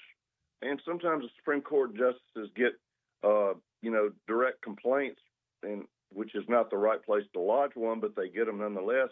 And they see with their own eyes likely judicial behavior that's not up to par. But they can't do anything about it. This amendment will do a couple of things. First, it will give the Supreme Court the power to cause an investigation to ensue of a judge. And if warranted, they can suspend a judge temporarily pending the conclusion of that investigation. The other thing it does is it gives the legislature and the governor a little bit of input into who is on the Judiciary Commission. Right now, there are 9 members, and they're all appointed by sets of judges or judges themselves. The Supreme Court gets 3. The appellate court judges group gets to appoint 3. The district court judges get to appoint 3. And there are rules that some of them have to be lawyers, some of them have to be judges of various serving various links and whatnot. But the point is, I liken it to the fox guard in the hen house. Oh, yeah. So it'd be like letting Brian Kelly pick his referees. Exactly. And so this is going to give the governor one appointment. It will not give him control of this Judiciary Commission, but he can put in one appointment, and the Speaker of the House gets 2, and the President of the Senate gets 2, and that will bring, I believe, some balance. The judges will still have the majority. We're adding 5 to the current 9 members, but I do believe that there will be some appointments that will light a fire under that Judiciary Commission and be asking the questions: where's the action on this judge? Where's the action on that judge? Hadn't this been pending for 3 years? What's the deal here? Somebody to get in there and get the things moving. We're talking with State Senator Jay Morris about Amendment 1 on your ballot tomorrow. Okay, so let me see if I can extract a little bit from what you've been talking about here. This amendment actually does 3 different things, correct? Depending on how you break it down, yes. Okay. Well, so starting with, it enables the Supreme Court to call on the Judiciary Commission, correct? Correct. Okay. It also adds to the Judiciary Commission. Well, then I guess it's 2 things. This thing, it triggers the process to speed up the process, or at least get the process started if there's a judge who is accused of wrongdoing, and it changes the face, or potentially changes the face of who's on that commission to make sure something's happening. I got to ask, Senator Morris, a lot of the times there's a lot of, there's no one straw that breaks the camel's back to trigger the legislation that triggers the proposed amendment. This is a long time coming from a lot of different facets. How popular was this legislation as it's made its way through the process? Because I have a feeling that there's a lot of representatives and senators from a lot of different areas of the state that would have their own individual impetus for putting this in front of us. Right. Well, obviously it was popular enough to pass by 2/3 vote, which is the required amount to put a constitutional amendment on the ballot. So for one that has a little bit of controversy to it, I would say this was quite popular. I did have bipartisan support for this effort because there are people from, all around the state who have issues when they see judges who may not be as fair-minded as we think, or you see cases in which black letter law is simply ignored. Like occasionally, and it's just a few. It doesn't take many bad apples to spoil the whole bunch, right? Right. But if somebody sees a case, there's black letter law right in front of them, and the judges treat it like a suggestion or as though that law doesn't exist. It's very frustrating, and it undermines confidence in the judicial systems. And there are a lot of people who do not feel confident about the judicial system. And I'm talking about across the board, whether it's criminal cases like I just referred to, or civil cases when one side or the other clearly the law says this and judges find a way around it, or sometimes complete corruption, which can happen occasionally. But it doesn't have to happen much for it to undermine people's confidence in the judicial system. Let's talk about checks and balances here real quick, because, having three branches of government means you do need some checks and balances. Are there any other avenues for the legislative or the executive to have, even if it's 5 posts out of 14, have any kind of oversight over the judicial branch? No, not really. The Judiciary Commission and the Supreme Court are pretty much it. And, the Supreme Court has authority over the regulation of lawyers and judges. And we do have separation of powers. Yes. But there is, there's crossover. Obviously, the Supreme Court passes judgment on our laws, deciding whether they're constitutional or not. They interpret our laws. We, on the other hand, make the laws that we expect to be enforced, and there can be occasionally a conflict between what we think the law is and what the courts think they are.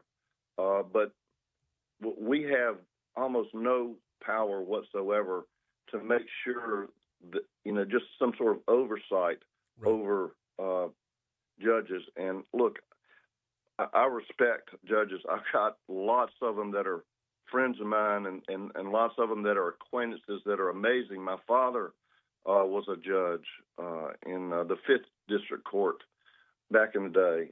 And so I have a lot of respect. But if we don't have appropriate oversight where people feel like their judges will follow the law regardless, then it undermines the whole system. So this isn't a magic bullet. It's not going to change everything overnight. But I believe over time, if we have an active, aggressive Judiciary Commission and Supreme Court, then you will see the behavior of certain judges improve, and we'll see the law follow more than it is now, in my opinion. Well, and it also opens up the opportunity, if I'm reading it right, it opens up the opportunity for a lot more nuanced guidance of the judges without having to go, because as it stands right now, you got to go nuclear for impeachment if you want to see anything happen, if I'm reading it right. Right. Well, yeah, the only real opportunity that the legislature has under current law is to file impeachment proceedings in the House, and nobody really wants to do that. It's I don't even know the last time that actually occurred. Well, because it's killing you're swatting flies with sledgehammers at that point. This opens up so much more opportunity to be reasonable. Right. Somebody told me in business a long time ago, as my business was growing and we had like over 100 people, but at that point, he said, Jay, anything you can measure, the efficiency improves. So if you can measure something, people just do better. And the point here is, if you have somebody looking over your shoulder that you know is going to provide oversight, you're going to do a better job, and you're going to make sure that you don't, incur any sort of penalty for failure to do what you're supposed to do. And so I don't see a new Judiciary Commission coming in and charging judges all over the place willy-nilly. But if they're aggressive against bad actors I think it will encourage better behavior by everybody. And most of the judges I've talked to have no problem whatsoever with this. A lot of them encouraged me to keep doing this, and some had suggestions about additional language and the like. So it's not like it's the legislature against the judiciary. A lot of the members of the judiciary support this. He is State Senator Jay Morris breaking down Amendment 1. I appreciate a couple minutes this morning, sir. Hey, thank you, Brian. I appreciate it. Thank you. Here's we got a break. Come back, close out the hour next.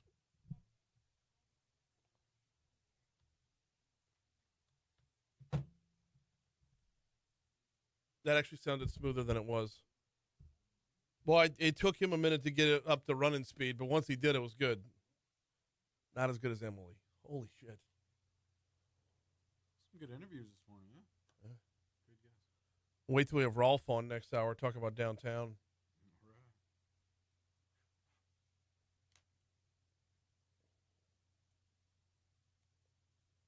I think he talked me into it. I'm a yes vote on Amendment 1. I think he talked me into it.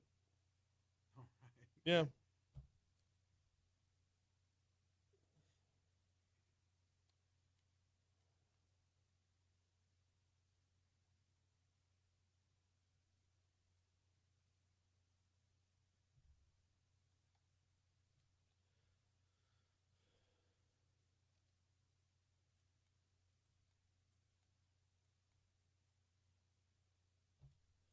Byron says, kudos to Haldane for not getting angry with her that she made a sports analogy before he did.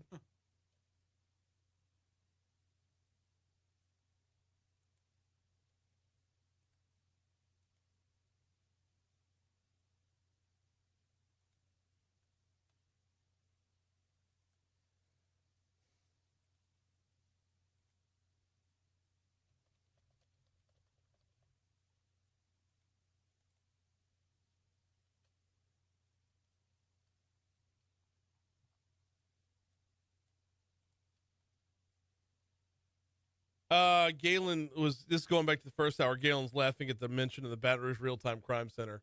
Oh, yeah. So the Real-Time Crime Center, it has the potential to be legit, y'all. Probably need about, I don't know how many officers. I would say a dozen in order to make it efficient. But we need a whole lot more cameras and shot spotters around the city parish. Because a real-time crime center, the information coming out of it is only as good as the information going into it.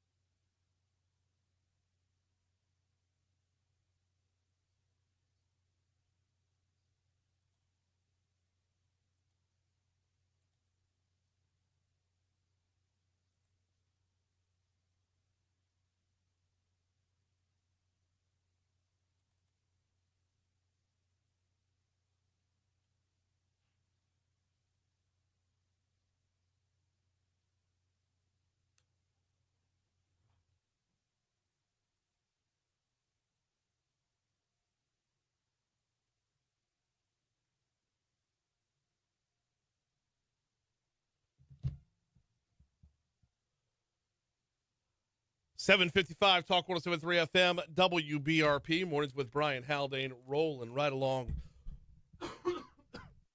Been a busy first 2 hours. Hour 3, going to be as busy, if not busier. Did you see Rolfe McCallister's latest column over at the Business Report? Talk about the Mississippi Riverfront should be a priority for 2025. I want to dig in on this one because I agree with him on so much of this. And my biggest question is, why haven't we done it already? I've been in Baton Rouge since 1995, and we've seen plans come and go. We've seen people dream big. We've seen people dream small, and we've seen darn near everybody miss the target or come up with nothing at all. The biggest difference between the riverfront today versus when I got here in 95, water campus. That's about it. I mean, outside of that, where's the rest of all the big promises? We've had Plan 1, Plan 2. Now we're working on Plan 3. I want to see something actually go up. I want to see something that'll change the face of downtown. We'll talk with Rolfe at 8:15. 8:35, the Louisiana Culinary Institute's going to be in for Foodie Friday. Oh, hey, don't forget, we've been doing this on and off all week long. We're going to have to roll it over to next week because we honestly forgot twice. Zoo Lights is going on right now at Breck's Baton Rouge Zoo, and we want to give you a family 4-pack of tickets to Breck's Baton Rouge Zoo Lights, but it's not just lights. Christmas lights and hot cocoa, that's what we're about, especially when the weather's cold, right? Mannheim steamrollers, cinnamon hot chocolate. We have the package of that, plus the family 4-pack of Zoo Lights. All you have to do to get entered in this is pretty simple. Just share the Facebook Live. That's it. Share the Facebook Live, and you are entered to win. And if you haven't had the Mannheim Steamroller hot chocolate, it's a game changer. Pro tip, get the Mannheim Steamroller. It's awesome. But, yeah, hop on Talk 107.3's Facebook page. Share the live. We're live up there every day. All right, John, I'd asked you in the first hour to save those cuts about Election Day. Got them? Awesome. 4 constitutional amendments. We broke down Amendment 1 just now with State Senator Jay Morris. Joel Watson's with the Secretary of State's office. He says that on top of those 4 amendments, there's going to be a number of local races to decide as well. There are some alderman races and propositions and school board races. The big race that everybody's paying attention to is the mayor's race in East Baton Rouge Parish.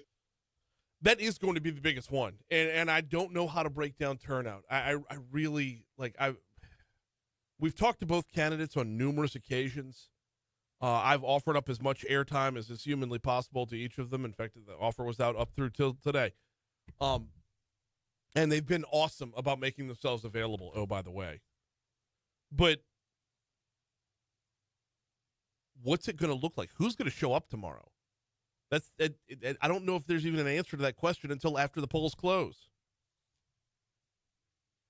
You got Sharon Weston Broom, incumbent Sharon Weston Broom, looking for one more term, and Sid Edwards is your challenger here. Watson says, before we get back to Watson, your motivation to vote, how far down the ballot do you have to get before you're motivated? Presidential races, everybody shows up. Gubernatorial races, fewer people show up. Mayoral races, is that going to get you off your butt tomorrow? We'll see. Watson says it's easy to find out which races are going to be on your own personal ballot. If everybody goes to govote.com, that's GEAUX vote.com, or downloads the free GoVote mobile app, they can find their sample ballot and see what's on their ballot for this Saturday's election. And if you're not sure where you come down on any particular item, Talk 107.3 FM's election coverage page has got interviews with Sharon Weston Broom and Sid Edwards. We've also got our talk with Melinda DeLatte from the Public Affairs Research Council earlier in the week, where she broke down all 4 of those constitutional amendments. Hour 3's next.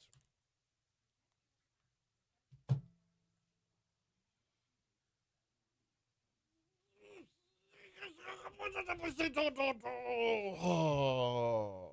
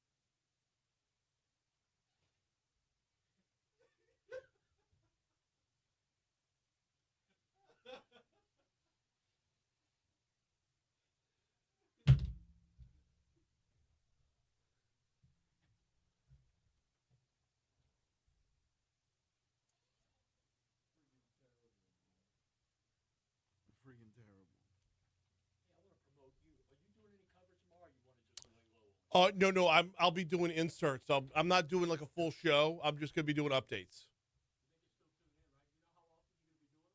I'll start at 8:30. Push Towards Talk's Facebook page. Push Towards Talk's Facebook page, because there's no there. My updates are gonna be during breaks. Love you too, Rich.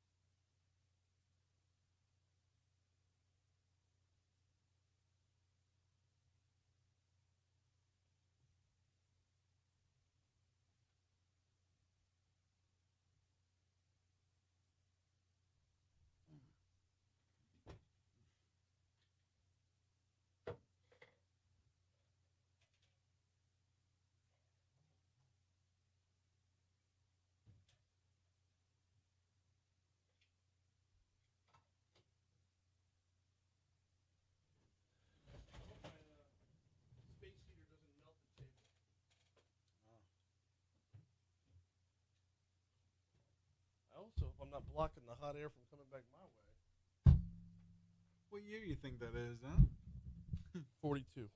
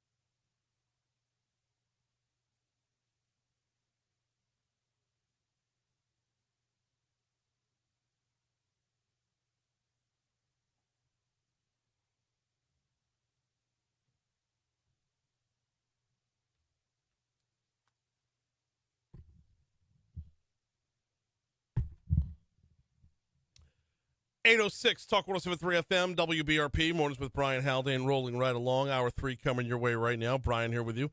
John LaBeouf producing. We got and just one more really busy hour before we get out of here for the weekend. And sorry, hang on tight. Yeah, one more busy hour before we head out of here for the weekend. Looking forward to this discussion in our next segment. Rolfe McCallister, former publisher of the Business Report, has a new column in the latest Business Report / Daily Report, talking about the need to reprioritize downtown in 2025. And I'm with him. So he's going to hop on the hotline in our next segment. Also, Luis at a Culinary Institute's going to be in for Foodie Friday. You know, Foodie Friday is all about upping your foodie game at home, right? Tips, tricks, hacks.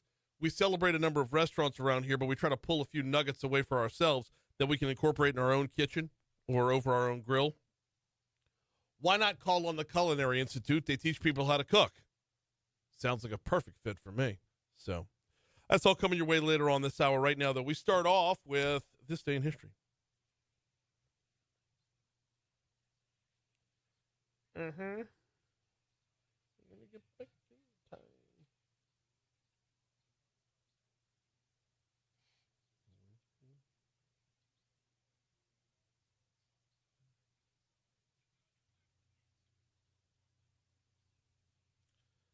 All right, John. I'm late on getting all my stuff open, so I'm going to be a little. Oh, help. you're good. All right. You're good. I got you. Okay. Got you back like a chiropract. Anyway. Sure. 1849, Harriet Tubman escapes from slavery in Maryland for the second and final time. Okay. Day, 1849. 1865, the 13th Amendment of the United States Constitution is ratified, abolishing slavery, except as a punishment for crime where the party has been duly convicted. Okay. Thomas Edison in 1877, enters the offices of Scientific American and turns the crank on his cylinder phonograph. Really? So, yep. All right. Astonishing It's those the first time a record played. Yep. Okay. Was it Astonishing. Taylor Swift? Actually, yes. How did that happen? I don't know. Tortured Poets? What the? It was the EP, the precursor to the album. Yeah. Anyway. Very tortured poets. Hey, let's see. Speaking of radio, actually, 1923, the first U.S. presidential address broadcast on radio by President Calvin Coolidge. Cool. 1957, the first U.S. attempt to launch a satellite fails when the Vanguard rocket explodes. Oof. Yeah. Just in time for Christmas here, 1964, Rudolph the Red-Nosed Reindeer first airs on TV. Whatever. What? What do you mean, whatever? I'm not. Yeah, Classic. not a fan. Come on. Not a What do you got fan. against Rudolph. Mm. Probably a fan. Krampus over here. Anyway. No, I'm just- just it's joking. like- I'm joking. I mean, Rudolph got picked on. Rudolph got bullied, and then Rudolph, like all of a sudden, he's the conquering hero because there was fog. Well, I mean, Wait, Rudolph had his time in place, but like if with proper GPS, what do they tell pilots? So you're saying Prancer could have got the job done? I'm saying a Santa will proper GPS. trust your instruments. Trust your instruments. Your altimeter's looking good, Santa. You don't need a stupid reindeer. You got a sleigh that flies. You're right. Nothing. I'm working this bit. No I'm headlights? like trying. No headlights? His nose. Rudolph. I know, but Rudolph before with Rudolph, your nose so bright. But before Rudolph. Before so Santa Rudolph. has the time. We got Right. the investment No in the headlights. sleigh. No headlights. Sleigh can fly. No headlights. He's the Lightning McQueen of Christmas. Oh, come on. Come on, Santa. stickers. Get it together, man. Hey, 2006, speaking of space earlier, NASA reveals photographs taken by Mars Global Surveyor that suggest the presence of liquid water on Mars. Love it. See, Speaking and like we're working on going back to the moon. There we Why? Why not go to Mars? Has got water, y'all. Yeah. Hey, you know, if you go, you're never coming back. Yeah, I get that. Speaking of space, 2017 supermassive most distant black hole discovery announced by astronomers in journal Nature, 13 billion light years away, 800 times bigger than the sun. Ooh. Just swallow it right up. Ooh. Oh, man. 2020 U.S. President Donald Trump orders about 700 troops withdrawn from Somalia. So, yep, that happened today. Okay. Any other events? Well, I told you I was leaking all my stuff up, so I don't really know. Yeah. No worries. Gerald Ford was sworn in today as vice president. Okay. Today in 1973, Gerald Ford was sworn in as vice president, succeeding Spiro Agnew, who had resigned. That's the only other one I got. Everything else is birthdays. Oh, yeah. I got Frankie Beverly today. No R&B kidding. singer. Yeah. All right. Frankie Beverly. And what do you have on your end? For birthdays? Yeah. Judd Apatow? Oh, okay. Yeah. Joseph Stalin? Oh. Yeah, he's kind of a big deal. What other birthdays do we have? Dave Brubeck. In fact, was it yesterday we had that he died? I want to say yesterday or day before, one of those. No, it was yesterday. Right? It says right here. Was it yesterday? Born on December 6, 1920. Oh. Died December 5th, 2012. Poor guy. Dang. I know. Didn't even get that last cake. Also born on this day, moving over to the world of sports, if we could, for a quick second. Lindsey Scott, not the Lindsey Scott that just went to LSU, his old man who played for the Saints back in a while ago. Lindsey Scott was born on this day in 1960. Johnny Manziel born on this day in 1992, and Giannis Antetokounmpo. Oh. Moving on to deaths here. Roy Orbison. Giannis is having a ridiculous season this year, by the way. Who's that? I Giannis? know nobody. What? Who? Giannis? Oh, yeah. Yeah. I thought For it the was Bucks? Yep. No, he's like as good as he's always been. The Greek Freak has taken it to another level. Yeah. Moving on to deaths here. Roy Orbison today. Saw that. Roy Rogers. Doobie Gray. Oh? Let's see who else. I know I had one more. Where's that guy? How about Honus Wagner? Died on Okay. this day in 1955. Famous Yeah. for his baseball or his baseball card in 1910 was the one that's worth like $1 billion. I could be off by a year on that one. Yeah. Also died on this day former president of the Confederacy Jefferson Davis. And I had two more. You had one of them with Judd Apatow. And nope, that was all I had. All right. Oh no, Judd Apatow was his birthday. You had the other death in Roy Orbison. Sorry. Yeah. So he's making a list. He's checking it twice. He'll punch you in the mouth if you deny the divinity of Christ. It's St. Nicholas Day today. Okay. Who, was the first bishop to embrace customs that placed the birth of Jesus as the true center of Christmas. And of course, there was a dispute at the Council of Nicaea against him and Arius, which he punched in the mouth. Because, Hey, look, He just denied- because they're a saint doesn't mean they won't throw. That's right. Look. Hey, holy enough to pray for you, hood enough to swing on you. That's my the motto. phrase is every saint has a past, every sinner has a future. That's right. So, So, of course, we relish in the fact that Santa Claus himself, in a sense, was, a staunch right. defender of Christian orthodoxy. It's also National Bartender Day. So Hey, we'll we take got that. both of those. We're coming up on 8:15 at Talk 107.3 FM. Due for a quick break. We come back. Let's talk downtown with Rolfe McCallister next. Oh, my goodness. All right. Hello, everybody. Studio. Yes, sir. We'll have you on here in about 2 minutes. All right. Thank you, sir.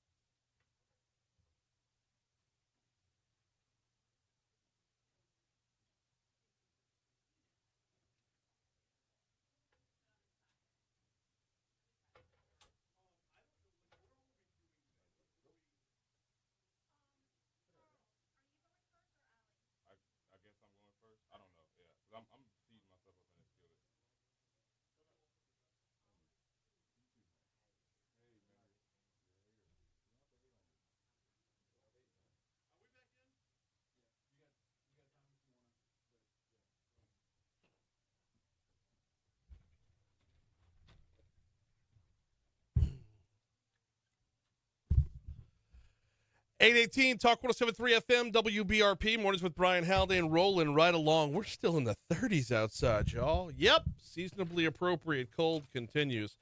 Don't know if you saw his latest column, but Rolfe McCallister is about as on point as ever with, here's the headline: the Mississippi Riverfront should be a priority for 2025. Rolfe joins us now. How are you, sir? Good morning. Thank you, Brian. Glad to have you on this morning. Love the column, by the way. It's so on point and so overdue. But I want to start with this question: why is this something we can never seem to get right? I don't know. I was thinking as I was waiting to come on, I said, we've talked about a loop forever. We've talked about a bridge forever. And we've talked about our riverfront that, we just need really to do something. We're one of the, lucky cities to be on the riverfront. And, most of the time we're on this side of the levee and we never see the other side unless you gamble. That was the only thing that ever on the water were those two boats. And they just got rid of those now, and they've moved on land too. So, all we got is water and a concrete apron, Brian. That's it. Basically, yeah, and that paper clip of a dock too. So yeah. But I was talking about it earlier in the show and kind of teasing this segment here. Is the only real differences we've seen, like, forget about just the waterfront, but Baton Rouge's skyline, is the water campus and IBM. That's the only real change we've seen over the last 25 years. Well, the only other one is and those, of course, like I said, were initiated by government and the Baton Rouge Area Foundations, and but the other is the private sector is Mike Wampo. Yes. He has City Plaza 2. He had 1. He built number 2. He renovated the watermark. And then he turned and bought the 2 towers and converted 1 to apartments. I mean, if it wasn't for him, there wouldn't be a whole lot of action downtown. But, the idea is we have that waterfront. It's almost like a blank canvas. And as I mentioned in the column, there's so many other cities that have done things. And, in fact, the Chamber 2 years ago went to Greenville and came back, oh, man, you ought to see Greenville downtown, their riverfront, what they've done. Okay. It's like, let's get going. And so finally, I think that we're down to the finalists, and they'll be selected this month. And in January, the plan is these master planners, which are going to be, these are national, international firms that, and they've raised the money to bring in some of the best to say, let's get the community together, much like we did Plan Baton Rouge 1 with Andres Dewani. He was the guy who developed Seaside down on 30A, which has just been a huge success. And he got us to think different. He gathered people, did the charrettes, and then now we have a town square. We have a YMCA liner building around the parking garages. We have, a lot of two-way streets. And so there was a good phase, but we didn't continue. Phase 2 wasn't as successful. And now this one, I say go big or go home. I'm 100% with you. Yes. We got to make a mark. We got to put us on the map.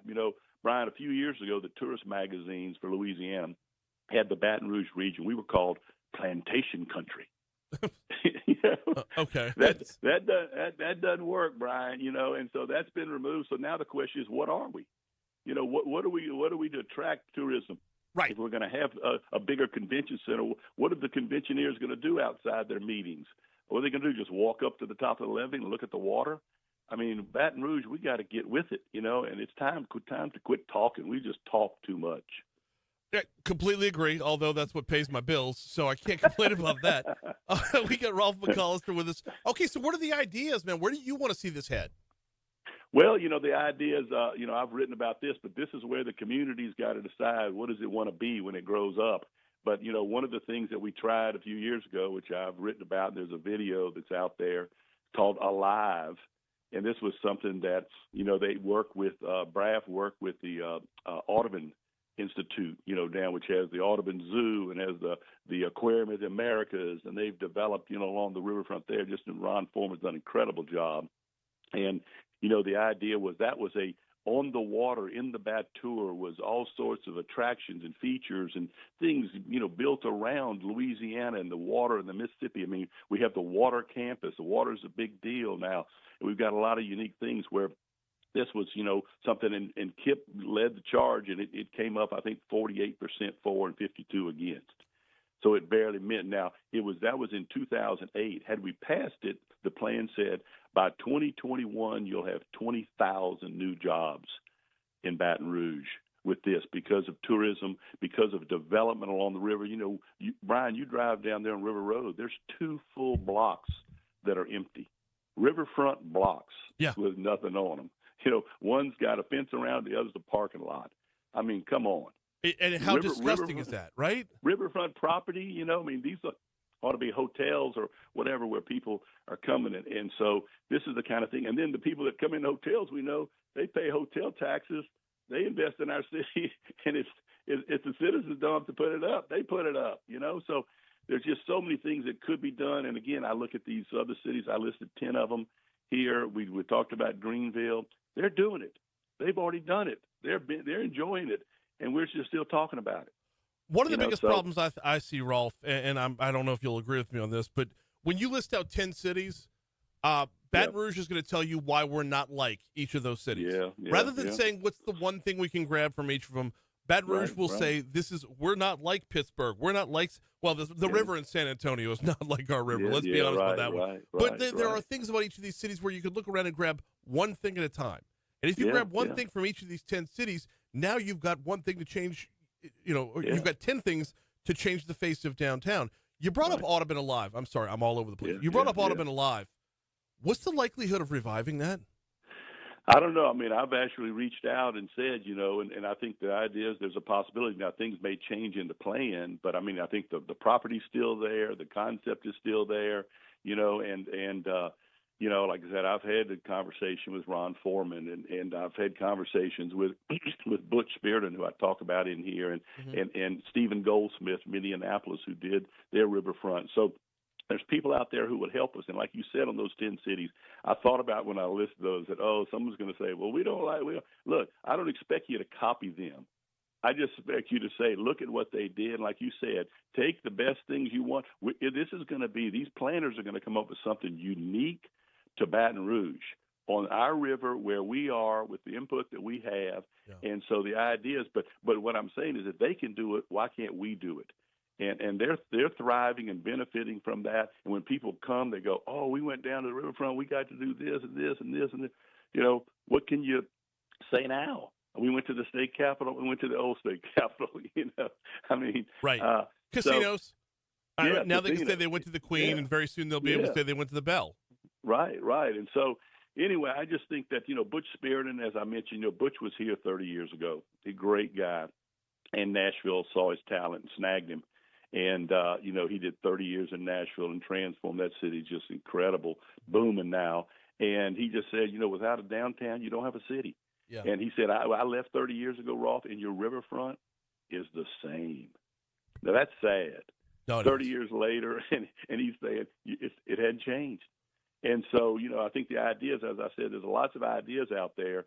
There's got to be some priorities because we aren't some of these huge cities with big corporate, headquarters and a whole lot of, money. And so it's got to be, where are you going to invest? It's going to have the biggest bang for the buck, the biggest ROI, for the dollars. And this is going to be something that's going to take local and state and even federal grants. And there may be even other foundations if it's built around water and so forth. They might say, hey, we want to be part of that, and then private donors. I mean, we've got private donors. The co-chairs of this Plan Baton Rouge 3, are Helena Washington, Eric Dexter, Todd Graves, Mike Wampold, and Marty Inquist. And so, then there's a whole lot of stakeholders. And so, there's like I said, there's community leadership, and and we need the local government, and but like I said, it's just one of those things. We got to pull the community together. Now, Brian, we're going to have people out there that go, I mean, downtown, I don't care about downtown. Look, even if you don't want to come downtown, we need downtown to attract businesses, to attract young talent, to keep young talent. Yes. It may not be for you, but you need it because it's going to pay the bills in the future, or either you're going to pay the bills, and so that's what people need to understand. It's, like I said, it's just economic development. Well, okay, I'll give a great example here. Is look how reliant the city parish's budget is on St. George.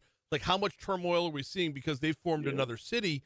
Right. Because, we stopped relying on downtown. We stopped focusing on downtown. Rolfe, I do want to ask you, we only got about 3 minutes left. Yeah. I do want to ask you, In Plan BR3, how important is it to stay laser focused on the riverfront and not broaden out to all of downtown? Yeah. Well, I think the idea is that's where, again, the planners are going to, be the ones. They've done this multiple times in multiple cities. And I think that they're going to say, the riverfront's key, but there's going to be a lot of things that, if you got attractions on the riverfront, people need to stay in hotels. And so it's going to be these things, the parts are connected. And, you got the conventions center and that part, and then hotels, and then you got the attractions, and you got, things for the locals. It might be there's a park along there. Right now you can ride along the top of your bike, but, we could have something to where there was a potential, I think, of an amphitheater, with a live where you would actually have people, an amphitheater on the water facing back toward the levee. You see what I mean? Where you could have programming. That's one of the big things about these cities is there's programming. There's things to do. There's a big crowd on Live After 5. I'm there. I'm there. But that's fall and spring. I love it. That's 8 Fridays of spring and fall. Right. There's a whole lot of other times. So what are you going to have for people to do? Locals as well as tourists. And so this is something to where it's a gathering place. It's your front door. It's your living room for the community. Like I said, this is not new. This is being done elsewhere. We're just way behind. So let's go Baton Rouge, go big or go home. We got to build a brand. We got to do something for the future because we've just been sitting here, and I'm afraid the more I talk to people, we're on the decline. We're not growing. Our population. And so, we got to make a mark. And I just hope that this is something that is a priority in 2025. The first of many conversations, because I'm not done with this. We've got so many other chapters of this one particular story that we've got to delve into. In the meanwhile, we're straight up out of time. He is Rolfe McCallister. Okay. I appreciate you, man. I'll be in touch soon because I want to continue this. Okay. All right. Thank you. Thank you. Absolutely. We're coming up on 8:30 at Talk 107.3 FM, WBRP. Got to remind you about the folks over at Vex European. Do you drive a European vehicle? You know the list. The Mercedes, the BMW, the Jaguar, the Land Rover. Check out VexEuropean.com. Vex with a V. VexEuropean.com. Same day or next day service. And I'm not just talking about the major repairs. Your everyday maintenance of your European vehicle. This is what Vinny and his team specialize in over at Vex European. If you drive a Mercedes, you're getting a Mercedes Tech. VexEuropean.com. Get yourself a little Vexpertise. Take care of your car. You made the investment. Take care of it at VexEuropean.com.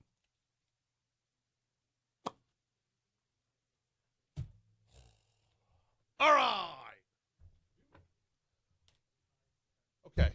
It was Carl? Carl.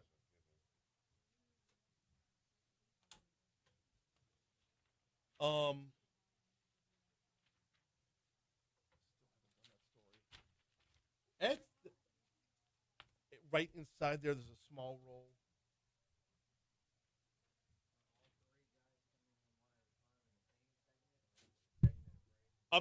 Well, so we only have 2 full segments, so I got 3 microphones. Obviously, I need one of them. All right. Let's walk through a little bit of what are we just basically? Are we talking about the school itself, the institute itself, and?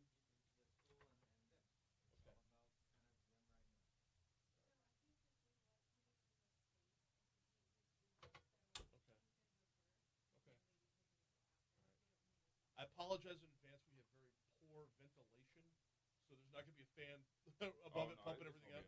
Okay. All right. All right. I may or may not have tried to do a steak in here. That was a mistake. Pun. All right. So, Carl, who else is coming on? Allie? And Kelly or Kaylee?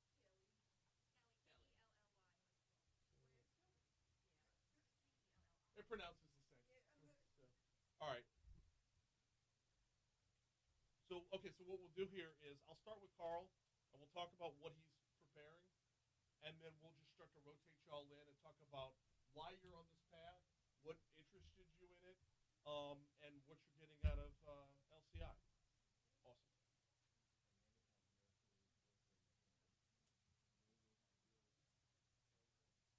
Oh, and by the way, we're always on Facebook Live as well. So if you want to share that later on, you're more than welcome to. Let's go.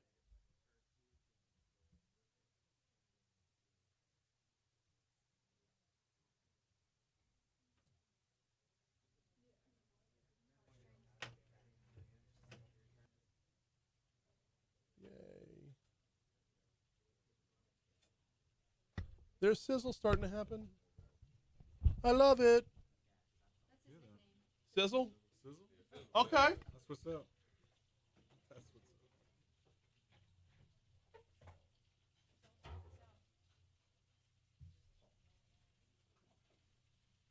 Should I go look for the box fan? I don't want to Might open get the a window. little smoky in here.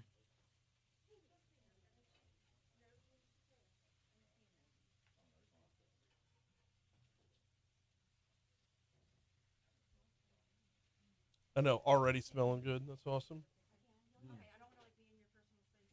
No, you're fine. Yeah. I would even say this shot is probably the best. Byron says, hey, says crapping on Rudolph earlier. Byron says, I can't wait for you to crap on Frosty. Overweight, pipe smoking, bad role model for kids. My problem isn't Frosty. My problem's the damn kids. It's like, hey, don't take him out in the sun. Right. Protect that man. Oh,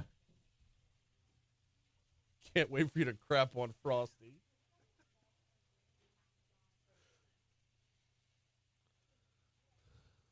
Terrible role model when you think about it.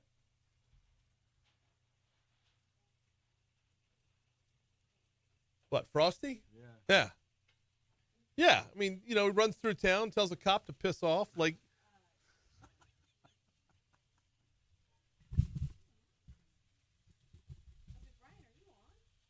we're just on Facebook right now. Okay. So So they get a behind the scenes, yeah. So they get a behind the scenes look. There's the little show behind the show there. Absolutely. No, earlier when we were doing this day in history, I was talking about, was it this day in history or was it last hour with? No, it was this day in okay. history. So yeah, Rudolph the Red-Nosed Reindeer. I was like, Rudolph's overrated to me. It's like, did Santa not have headlights? You got a sleigh that can fly, but you don't have headlights. Right. You need a damn. By all the reindeer. Oh, see, that's fair. That's fair. He got a good view of a reindeer's behind. There you go. Okay. Two reindeers behind. Yeah. But right. Well, that's an engineering problem. Yeah. That's the problem with the build out. So. And it's Coral, right? Yes. He's getting some shout outs on Facebook, man. Yeah. People proud of you, making positive moves. Look at my handsome grandson. Oh!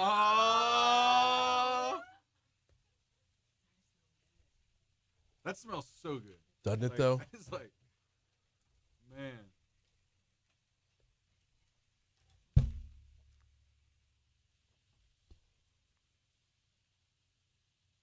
What? You got anything?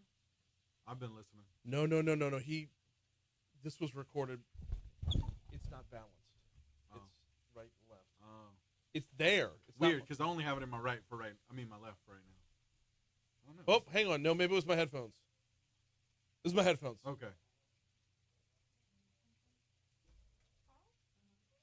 You okay? Yeah.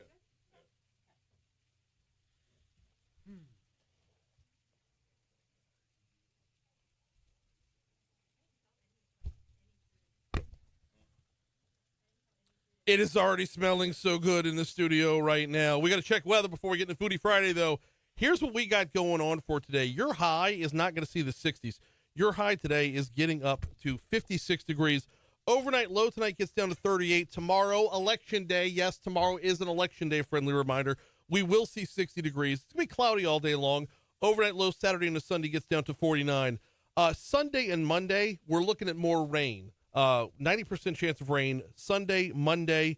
It drops down to an 80% chance of rain on Tuesday. That's going to reinforce the cold weather a little bit because looking all the way ahead to Wednesday, your high is only 52 degrees with an overnight low Wednesday and the Thursday of 34. Right now, we're looking at sunny skies, 36 degrees in downtown Baton Rouge.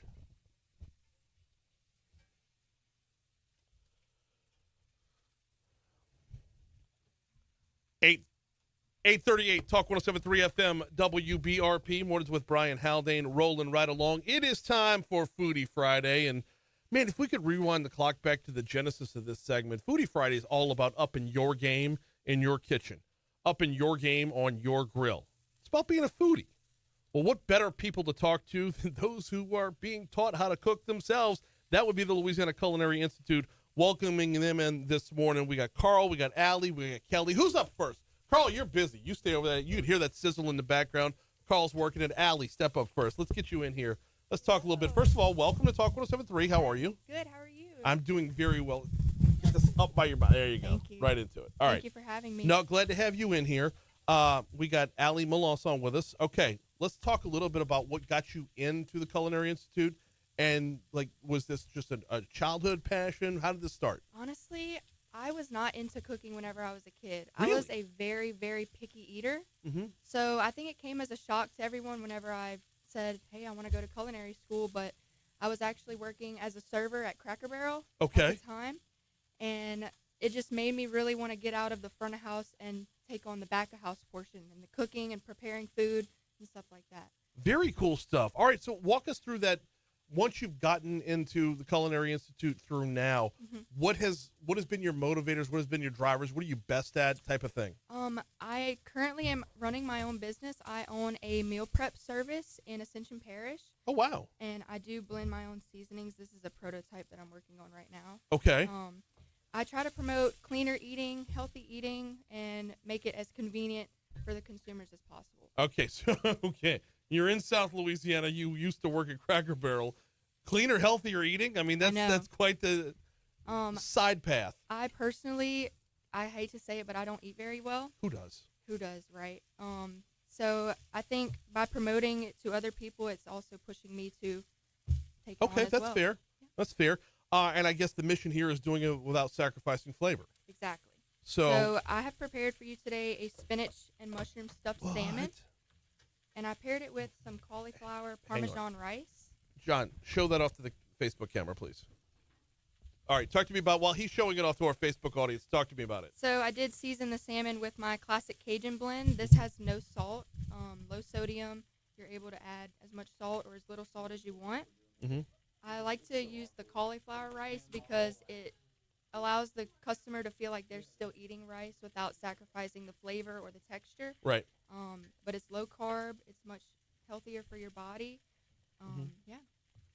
And, all right, so we got salmon and this is a citrus cream on top. Okay. There's a fork. So I don't normally eat until break, but I think I'm going to break my rule today because this is spinach on the side? Yep, spinach, mushroom, and it's got some Swiss cheese in there. Oh, wow. Okay. Flip that around, get to the short end of this one. Mm-hmm. All right, y'all bear with me. I normally wait till break because I feel like it's rude. It's okay. Oh, wow. Hang on. The citrus pops out quick. Oh, yeah. The citrus pops out quick. Mm-hmm. All right. So normally, if you usually, this is why I don't eat on here. My mom taught me better than this. Oh, so good. Okay. Thank you. Unpacking everything that I just tried right there. That citrus pops fast. Yes. And it's not just like a sourness of the lemon. There's a sweetness in there as well. What is that about? Satsuma in it as well. Very, very nice. The normal flavor of salmon that you're used to, I don't even like it. It's very background if there at all. Everything you've done to this fish has taken over this fish. Yep. That is wonderful. Now the cauliflower rice, like you were talking about there, there's no drop off in flavor at all. There's no drop off in enjoyment at all. It hits the palate the exact same way that normal white rice would. Right. The spinach, mushroom, and you said there's Swiss in there too? Yes. Okay, I'm sorry. I know I don't. Go for it. I try not to eat on there because it gets all busted up when I'm trying to talk again. But I want to taste these individually. See, smaller bite this time. I think that's going to play well for me. Okay, there's a sweetness in the onions that pops from this too. Yes. Like Vidalia onion. Okay. Okay. So that's where the sweetness would come from because it's both an onion flavor and a sweet flavor as well. It's amazing that when you've got the spinach, mushroom, and Swiss, when you get Swiss in there, you would think that would kind of hit the palate first. I use Swiss because it's a bit milder. I didn't want it to overpower the Parmesan in the cauliflower rice. Right. So, yeah. Okay. This is absolutely fantastic. So on when you're preparing meals and you got your own meal prep business, which we give them a shout out as well, by the way. Yeah, absolutely. Chef Allie's Meal Prep Service in Ascension Parish. Okay. I do a weekly menu and I make deliveries on Sunday, so you don't even have to leave your house.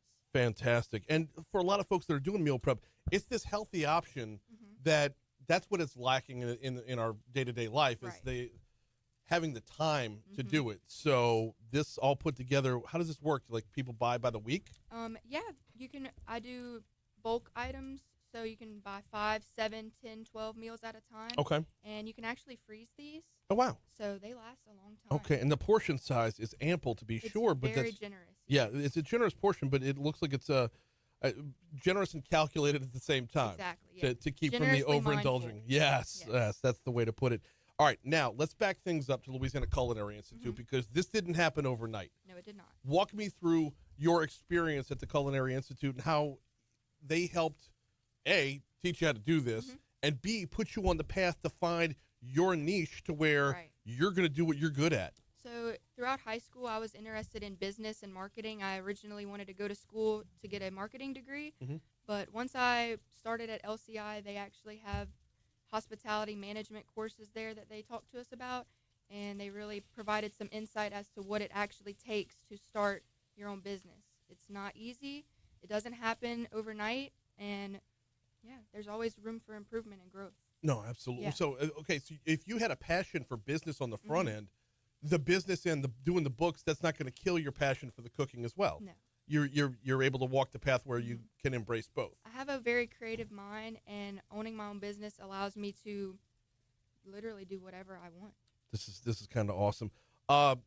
The levels with which they go into, I mean, I would assume it's not salmon every day, right? No, You're all over the map? I try to do one of each protein: chicken or poultry, red meat, pork, seafood, and then I occasionally do vegetarian or vegan. Okay. What's your favorite?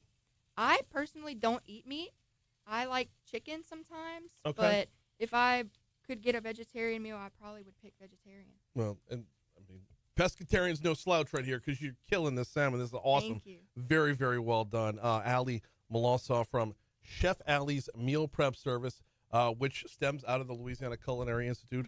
One example of what can be learned over there at LCI. Who else we got in today? Did we want to squeeze in one more before? Yeah, we got a good 4.5 minutes till break. Carl, are you still?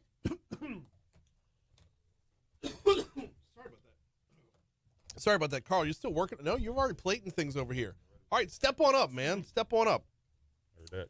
All right, introduce yourself to the Facebook audience if you don't mind. Hello, Facebook audience. I'm Carl, Chef Carl.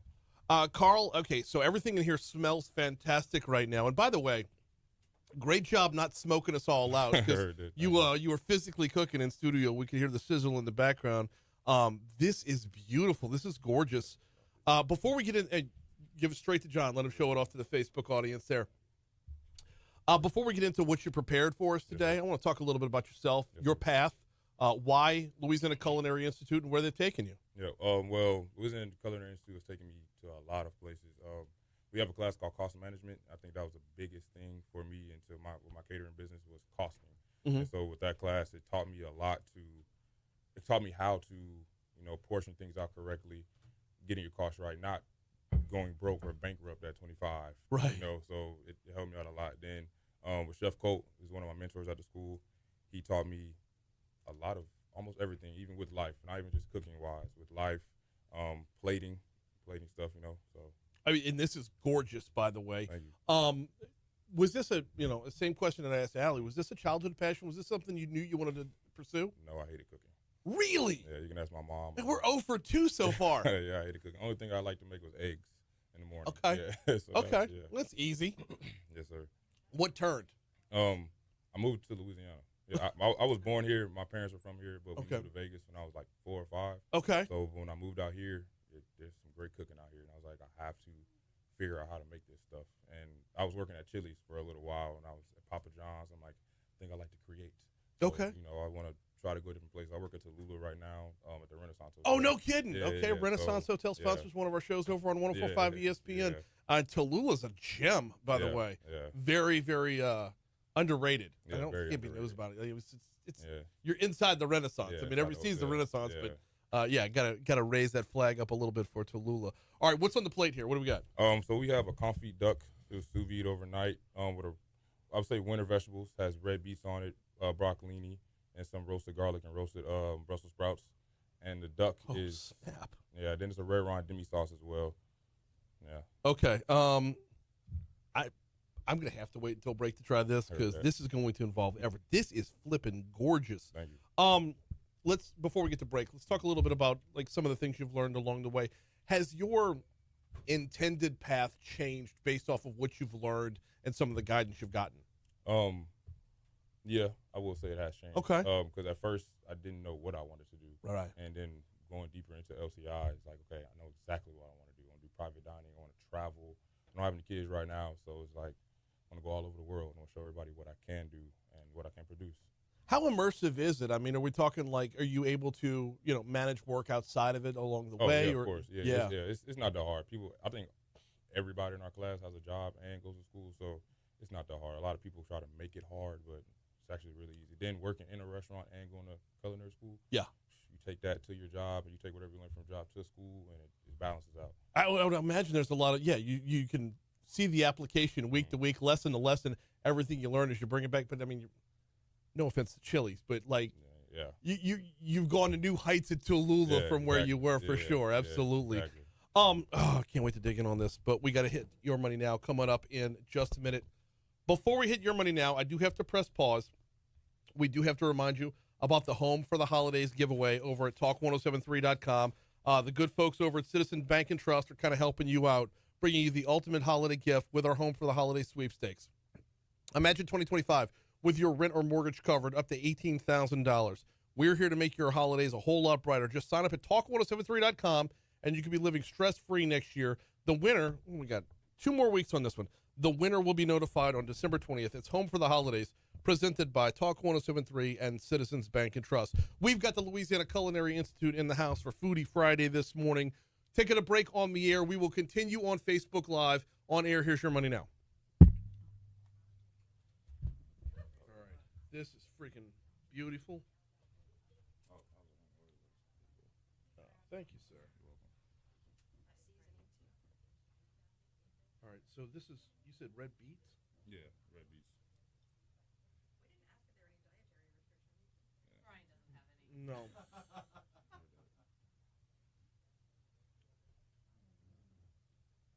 Sorry, I'm going to nibble on everything individually. Oh, no, you're fine. Just kidding.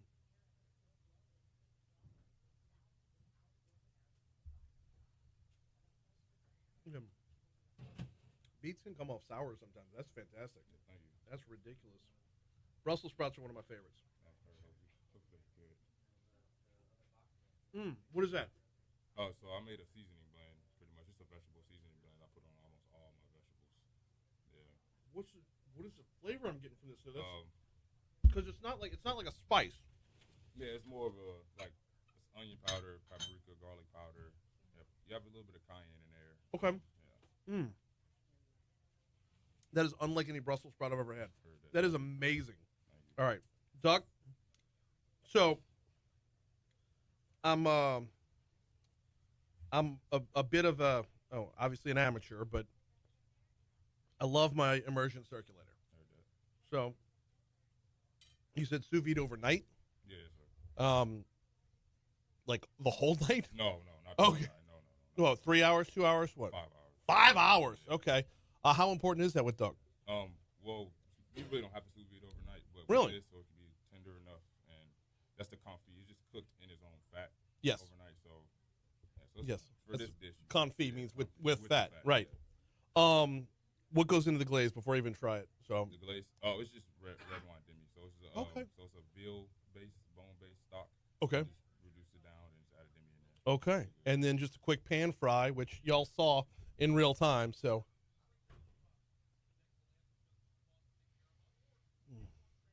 Why is duck fat so perfect?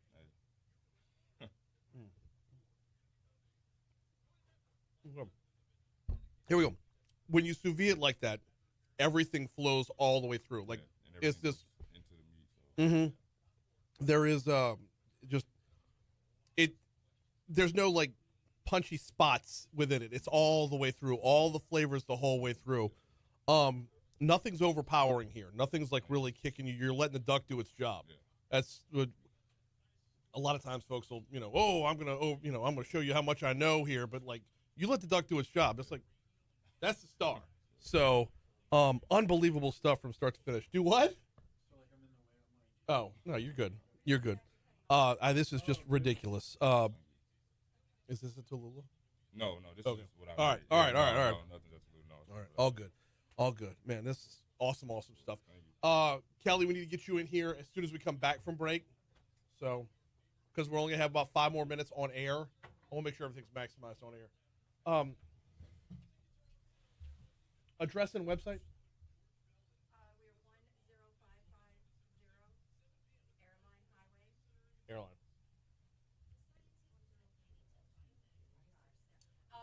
And we are www.lci.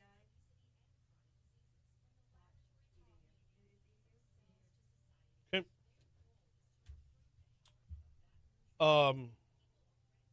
And how often do y'all turn around? How often are y'all looking for new students? All the time. Our admissions are always open, so we have 3 semesters. Okay. Spring, summer,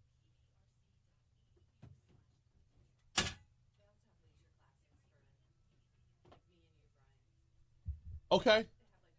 Are those all on the website? Okay. Talk about that for sure.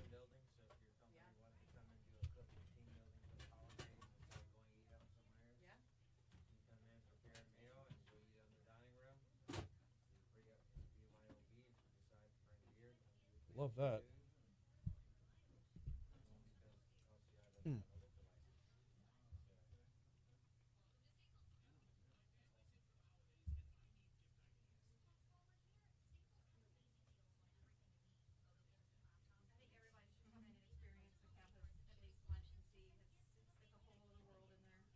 Okay. Yeah. That's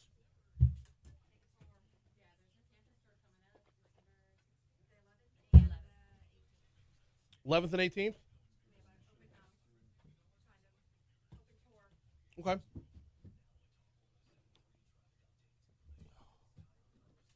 Don't care about traffic now.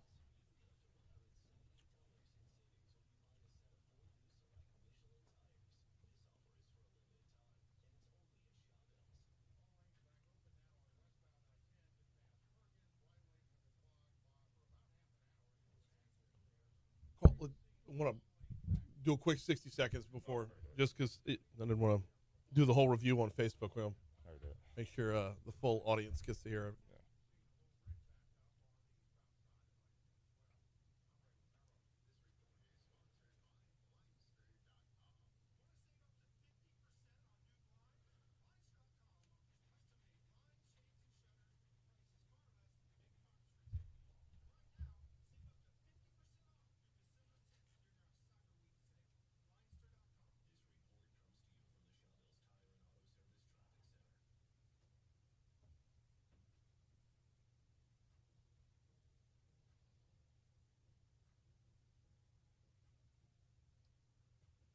856 Talk 107.3 FM, WBRP, Mornings with Brian Haldane, rolling right along. We're going to straight up run out of time today because we have got the folks from the Louisiana Culinary Institute in for Foodie Friday, which is unbelievably fantastic. Carl, before we get you on, we got Kelly in here too. I want to give you kudos on air. The vegetables that you put together, unbelievable how you were able to bring so much flavor out of that convergence of, you got garlic, you got beets, you got the Brussels sprouts in there, and is that broccoli or broccoli? Yeah, broccolini. Why is broccolini so different than broccoli? I really do not know. I know. Yeah, it's amazing though, isn't it? Broccoli tastes way better than regular broccoli. And then we talked about this during the break with the duck confit. Tell me for just a quick second about learning about how preparing the different meats and whatnot, preparing the different proteins, because when you have something like duck, you step back and let the duck do its thing, right? Exactly. Tell me just very quickly about what you've learned along the way about how every protein's different. Yeah, so at LCI we have a meats class that teaches you everything about. Oh, okay, I'm sorry. No, good. No, that teaches you about the meats class. We'll teach you about different meats you cook with, how to cook with them, the marbling of steaks and what steaks to buy, how to cook certain type of steaks as well. So actually, this confit duck I learned from Chef Colt that's here right now, and he's the one that showed me, okay, you need to do it like this, you need to sous vide like this, it takes this long, and the taste of duck is, like you said, very, very, very overpowering. So you don't want anything else to mess up the duck. Right. The duck is the main thing. Right. Yeah. And just that fat goes the whole way through it when you sous vide it like that, man. Yeah. Job well done, Carl. Awesome stuff. Kelly, let's get you in here before we get out of here. This looks like you're bringing dessert. So I am. Okay. I always bring the sweets with me everywhere I go. Well, we got about 2.5 minutes left on air. We'll continue on Facebook Live if we have to go over a little bit. But same question. Your journey. How did you end up at LCI? I ended up at LCI because I lived in Hattiesburg for about 9 years, and I worked at Crescent City Grill. Okay. And I was their dessert coordinator. I got pushed into that job. Yeah. And it really highlighted my skills as a pastry student. And so it just excelled me. And when I got in there, I said, oh, I can do this for real. Mhm. And so I decided to pursue my career further and take that leap to go to LCI, and it was a fantastic choice. So overall, I mean, so we had Allie and Carl both doing their thing, but there's just a lot more overall in general. You seem to be a lot more specified here. You walked in knowing where you wanted to come out at. Has the path been about the same? Yes. I always been into savory food. I have a family of cooks. My mom is actually a chef. Okay. And so desserts became my highlight because everyone can kind of cook savory, but it takes a special kind of person to bake desserts. It's all about technique and timing. So Allie and Carl are both off and running as well. You're available professionally as well? Yes. I just do cheesecakes now because cheesecakes are so versatile. Yeah. But I expand. I do all types of cakes, pies, entremets. And so I just mainly focus on cheesecake because they are something that you can enjoy and not really feel guilty about. Very, very cool stuff. We've only got about 30 seconds left on the air. We're going to have to do this on Facebook Live because we got a caller on. Okay, caller, stay right there. We're going to do this on Facebook Live. The clock is just ticking away on the air. So hold with us real quick. On air, I do want to mention the website is lci.edu, lci.edu. They're taking new students all the time for spring, summer, or fall classes, and they've got open houses coming up on the 11th and the 18th. Check them out online, lci.edu. On air, y'all enjoy Moon Griffon. On Facebook, stick around. Oh, hell. I missed the whole ID. I missed the whole ID. All right. We're still on Facebook, though, so we're good. All right, well, then I need to put the headphones back on. Yeah. All right. So you want to take this call, right? So, yes, I do. Where's the... I got them on. No. I'm saying, where's my my feed, my rollback? Am I in program 1 or 2? You're in 2. You good? There I am. Yes, now I'm in 2. Sorry. I meant the headphones, not the microphone. Oh, my bad. All right, all good. All right, so no, we'll continue on the path because I'm not done with Kelly yet because I got to try this. All right, what am I trying? Okay, so this one is a red velvet cheesecake. Okay. And it has an Oreo crust. The red velvet, I made a cake batter and then the cheesecake batter and kind of marbled it in. Okay. And then it's topped with a cream cheese frosting that's drizzled in buttered Oreos. Oh, wow. If you never had a buttered Oreo, it's delicious. Buttered Oreo. Yes, it is so delicious.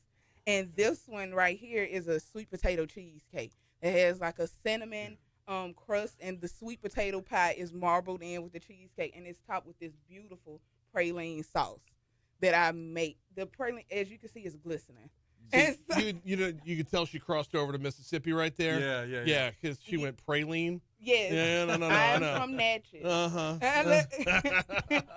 All right, so I'm obviously gonna have to try both of these and then put in extra hours at the gym for sure. So let's start with the red velvet here.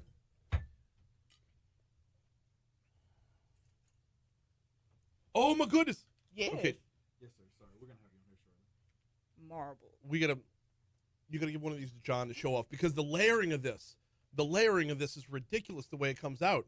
I mean, it's like its own little flag. Yes.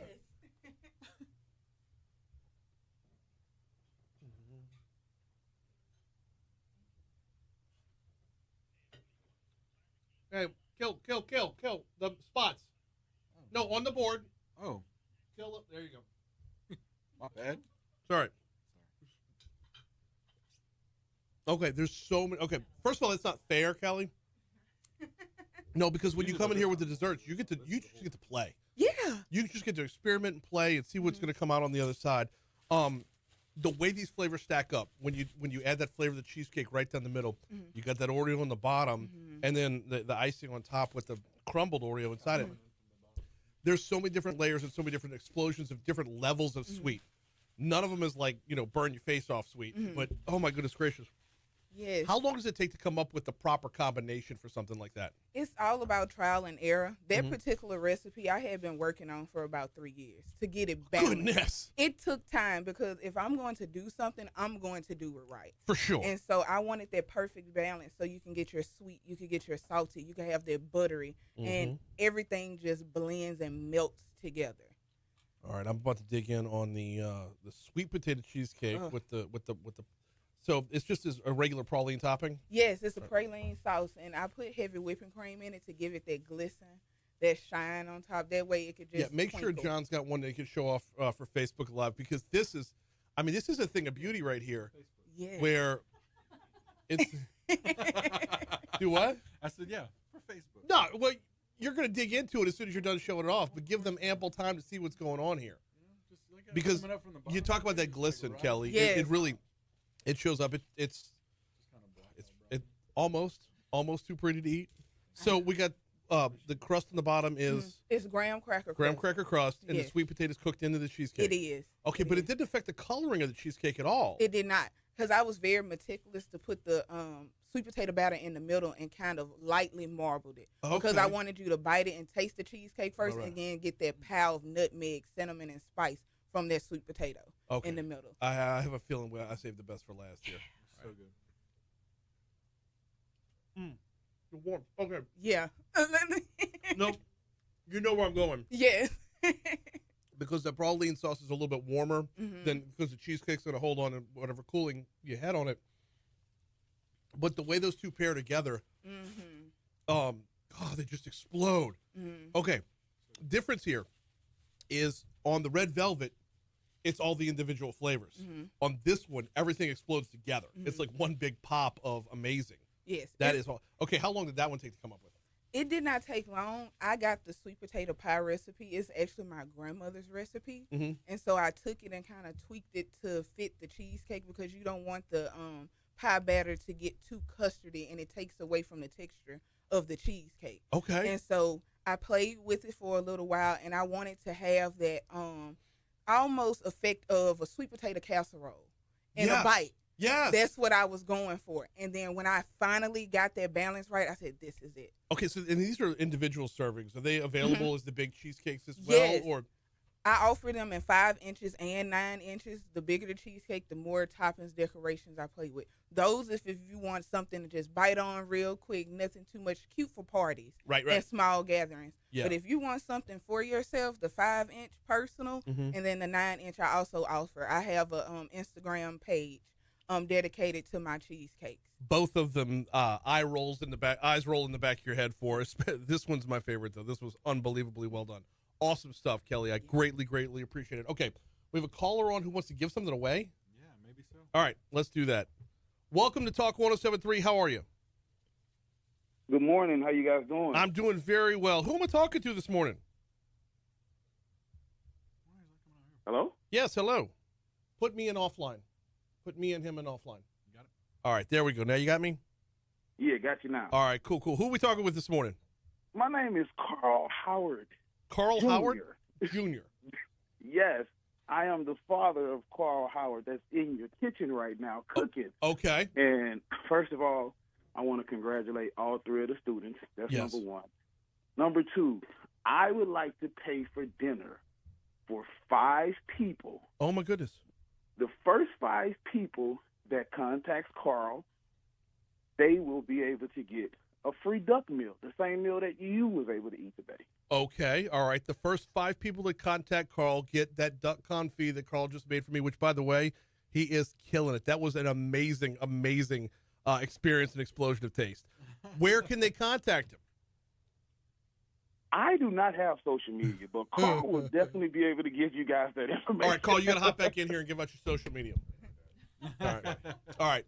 So, first 5 people that contact you, where are they hitting you up? Are they hitting you up Facebook, Instagram, what? You can hit me up on Facebook. I have 2 Instagram accounts.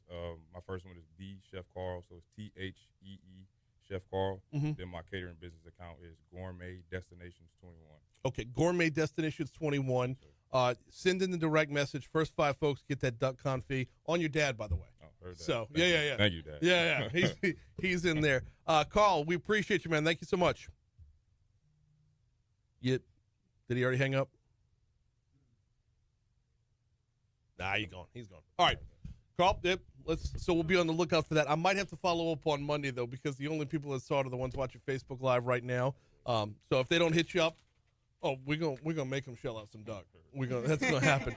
All right, y'all on Facebook. Thank y'all so much for sticking around, guys from the Louisiana Culinary Institute. This has been absolutely fantastic, so wonderful. 3 completely different paths, all leading to success, all courtesy of the folks over at LCI. Y'all, amazing work, great job. Thank y'all so much. Facebook, we're gonna see y'all on Monday. Don't forget to go vote tomorrow.